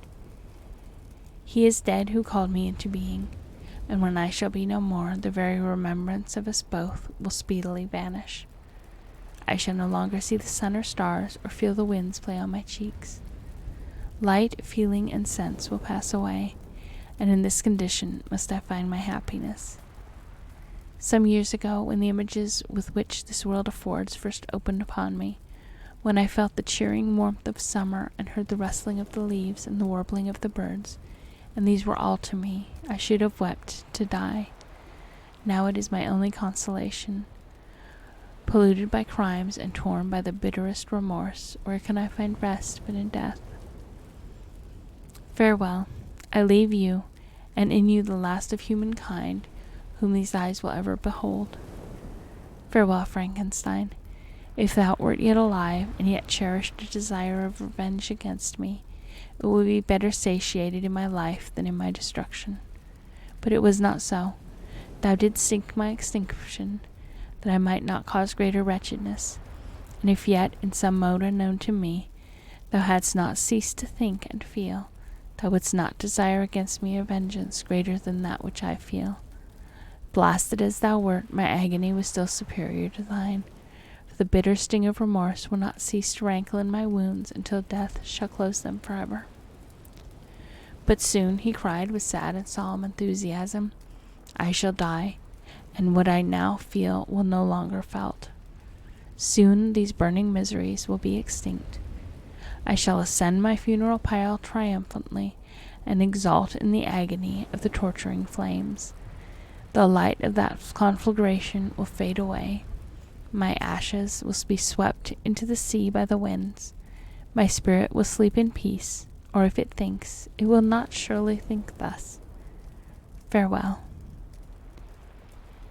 He sprang from the cabin window as he said this, upon the ice raft which lay close to the vessel. He was soon borne away by the waves, and lost in darkness and distance.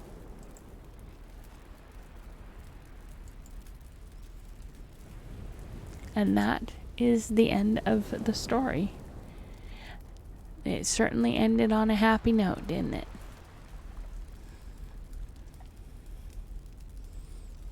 It was far more depressing than I remember Frankenstein being.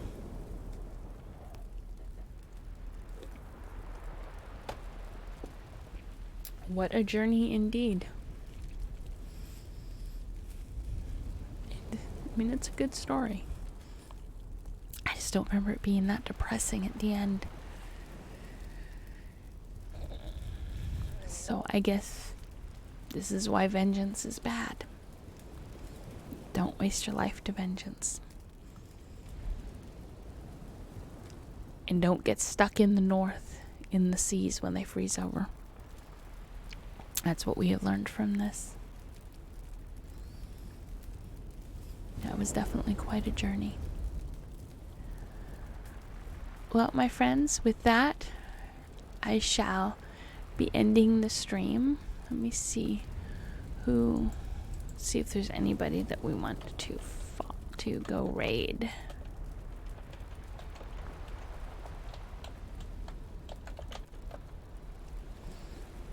Let's see if I can find my way around Twitch. Sand Experiment is on. Sand Experiment is Anna does art with sand. That's always fun. So I think I am going to send you all off to Anna. She is always very calm. Very calm, very soothing. Let's see if I can get this to work. And I will say goodnight to you all. That is not going to work. I'm going to have to do it this way. And that's okay. We will raid from the dashboard, because I might actually have a chance in hell of getting it right. Sand Experiment. Alright. Good night, friends. Sleep well. I hope you all have a good weekend. Enjoy your day if you're not going to sleep, because I know some of you are from other parts of the world, and we will be back soon. I love you all. Bye.